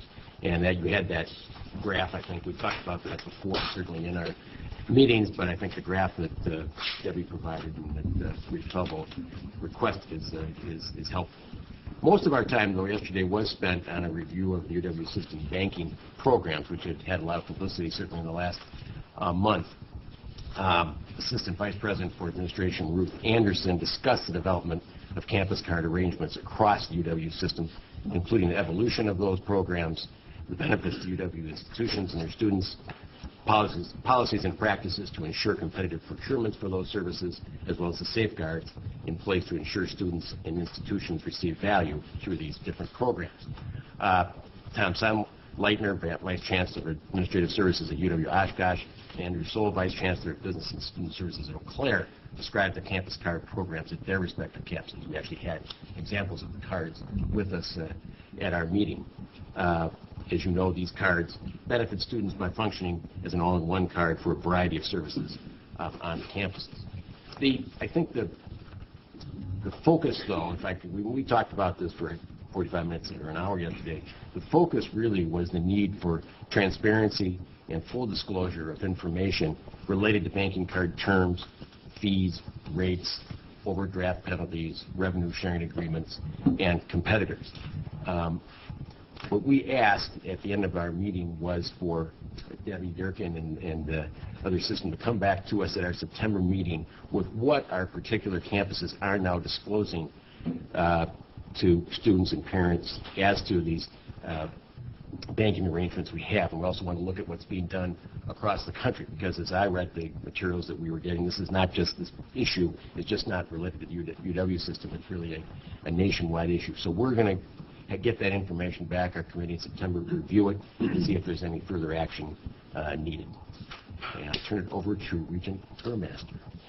We then moved to discussion about the UW La Crosse exclusive soft drink pouring and vending rights contract, and Chancellor Joe Gall asked the committee to approve a 7-year contract with Pepsi Cola of La Crosse, and that would be for exclusive rights to provide both fountain and vending beverage services to the institution. Key elements of that contract were talked about, and they include new Energy Star-rated equipment in all of the vending locations, some new fountain service equipment in the dining service areas, and limited presentation of competitor products in selected locations on campus.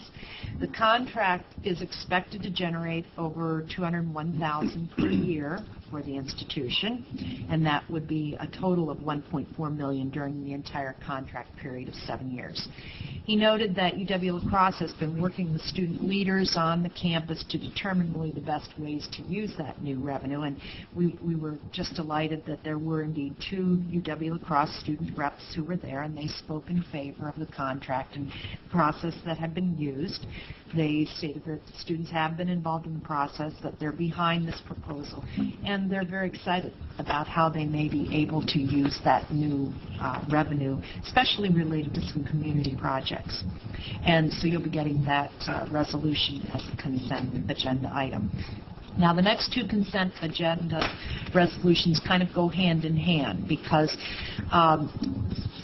General Counsel Pat Brady discussed with us modifications to the WISES Technology Foundation contract in relation to the establishment of a new research foundation serving UW-Milwaukee. The established agreement with the WISES Tech Foundation is being modified in this resolution to exclude UWM because it's seeking to establish its own technology transfer function. Pat then noted that UW system legal staff working with UWM staff had developed an agreement with the newly formed UW-Milwaukee Research Foundation, which we will refer to as UWMRF, and the agreement establishes a technology transfer that really parallels the arrangement between UW-Madison and Wharf. And this new agreement that you're going to be asked to approve will provide for UWMRF management of inventions resulting from externally funded research at UWM, with licensing revenues being divided among the foundation, UW-Milwaukee, and the inventor. UW-Milwaukee Chancellor Carlos Santiago stated that UWMRF is an important component of the campus's research agenda. So you'll be getting both of those resolutions. Under Vice President Durkin's report, we heard a budget update, which is a shorter version than we just heard from Frida. We had good news on the Minnesota Reciprocity Agreement that at the end of June there was an agreement reached between Minnesota and Wisconsin, which is a good outcome certainly for our system. We also heard an update on the Tuition and Financial Aid Advisory Group. This group held its second meeting on June 27th. The group discussed differential tuition, tuition stratification, the use of tuition for financial aid, and options for providing additional financial aid to the lowest income quintiles. By the end of that meeting on June 27th, the group concluded that the UW system should consider 1, using a system-wide differentials to provide greater stratification, 2, supporting the use of funds from institutional and programmatic differentials for financial aid, 3, developing a system-wide process for reviewing all differential tuition programs on a regular basis and providing a report back to the board, 4, developing a vision for financial aid, and 5, determining the role of the colleges and how its tuition should be set. The Business, Finance, and Audit Committee unanimously approved the following resolutions, which I now present as consent items. On behalf of the Business, Finance, and Audit Committee, I move the adoption of Resolution 1-2D1, UW La Crosse exclusive soft drink pouring rights and vending rights contract. Resolution 1-2D2, approval of amended agreement between the Board of Regents and WISES Technology Foundation, Inc. for intellectual property management services. And Resolution 1-2D3, approval of agreement between the Board of Regents and University of Wisconsin-Milwaukee Research Foundation for intellectual property management services.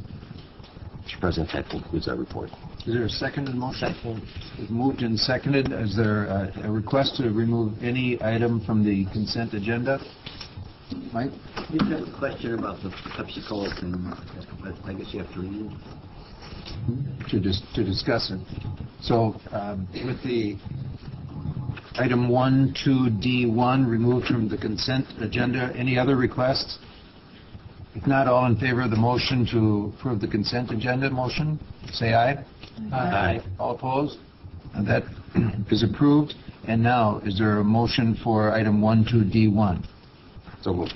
Is there a second? Second. Moved and seconded. Any discussion? Mike? I just have a question.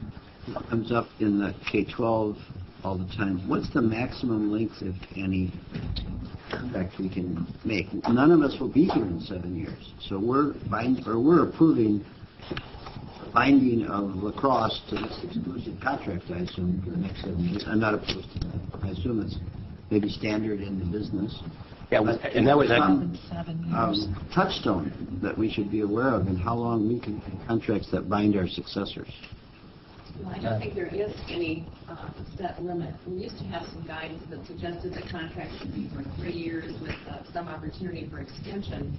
I think we've, moved on from that because the system was getting a good deal. And in this particular case, I think this contract is 7 years because it's pegged to the life cycle of the vending machines that are also part of it. So that's why it goes for that. And there are review opportunities, I think, correct, throughout the cycle of the contract. There was an opportunity to change things. I think it's a good public policy question as to how long we should be able to do it. Maybe something to think about for the budget and finance. And Rich is here, who works with a lot of these contracts on behalf of the campuses, and he, just based on experience, he might have a few things to help. What I can tell you is that through the course of the contract, we do have the opportunity any given year to step back and let it not working for either party, so we can have the opportunity to work that by terms to change that.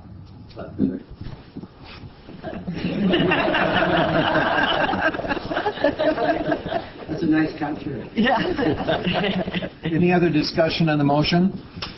Okay. Been moved and seconded. All in favor of Resolution 1, 2D1, say aye. Aye. All opposed? Motion carries. Mr. Chairman, before we leave Regent Loftus, just on the tuition advisory group, could you, how far along are they? I'm thinking of David's earlier question and upcoming tuition discussion, and also hearing some of the peer groups of Madison, what they have already done. 10%, the number that sticks in my mind. And we certainly have the power to set differential levels of tuition campus by campus. Yes. Okay. Is this how far along is this advisory group? Would they have something for us prior to August 7th? No. No. No. Just asking. We have 2 more meetings scheduled, and we have 2 more meetings scheduled, and they are both in August. Well, just a request. We heard some examples of tuition increases in our neighboring states, but they seem to be most. Could we get a little more detailed look at that? Are these system-wide, or what's going on? Are we the only state left? It sounds like. Just about. Can I ask for one additional thing? Sure. Or for the committee? I'd be interested in knowing how the percentage of financial aid to the tuition cost, what it is in those states, and how that compares to ours. If they're raising their tuition 10%, but as Jesus said, raising their financial aid stuff the same, that's different than if we raise ours a certain and don't raise the financial aid. Regent Pablo? I certainly would be leery of hearing those percentages and glomming onto one as something we want to look at, because I think if you don't look at it over a number of years, you don't know what they're going through, like you didn't know what we were going through for 2 years. So I really think that information is not very valuable as it was presented. for 1 year potential increase. We need to do it over time. We need to do it over. Generally, with the annual budget information that we provide to you, we do give you the dollar increases that are occurring at the peer institutions for UW-Madison. We don't generally have it for all of the peers, but we generally have it for Madison, and then we can tell you where that would leave us sort of in regard to distance to the peers at that point versus where we were in the previous year. So that information would be available. The information on the financial aid might be a little bit more difficult as to how much the financial aid is going to go up, but we'll see what we can get. Thank you. You've heard, Regent Bartel, before we leave the Chairman Smith's report, could I make a comment? Yes. I was one of the Regent groupies who packed the room for this committee meeting, and I particularly was interested in this matter of the banking programs, and we had a very good discussion, I think, on that subject, and I was satisfied with the result of the meeting, which was to get information to the committee regarding the what is disclosed to students, parents, and the public regarding the fees and charges related to the bank services, a comparison of those fees and charges to other services that might be available to those students, whatever revenue sharing, cost reduction, or payments are result to the university as a result of that, and the uses of those savings or fees or payments. Once we see that, I think we will have a good basis for deciding how to proceed. But it seems to me that full disclosure and transparency is the answer to this situation. This is a very good program. From what we heard yesterday, students benefit and are very much in favor of the program. And I think we just need to find out what information is given and what should be given in order to complete the analysis. Thank you. Any other comments for Regent Smith and his committee? Thank you, Regent Smith. We've heard discussion about our situation with our August meeting. Could I have a motion to change the date of the August meeting to August 7th? Was there a second? Any discussion? All in favor of the motion August 7, 10 a.m., which is a Tuesday, say aye. Aye. All opposed? Thank you. Motion carries. Is that the only item on the agenda? At least one other item on the agenda could be a recommendation from the committee that is going to meet this afternoon on the segregated fee appeal from our committee. Okay. Are there any communications, petitions, or memorials? Any other unfinished or additional business? Okay. We'll take a 10-minute recess. Come back at 11:45 and entertain a motion to go into closed session.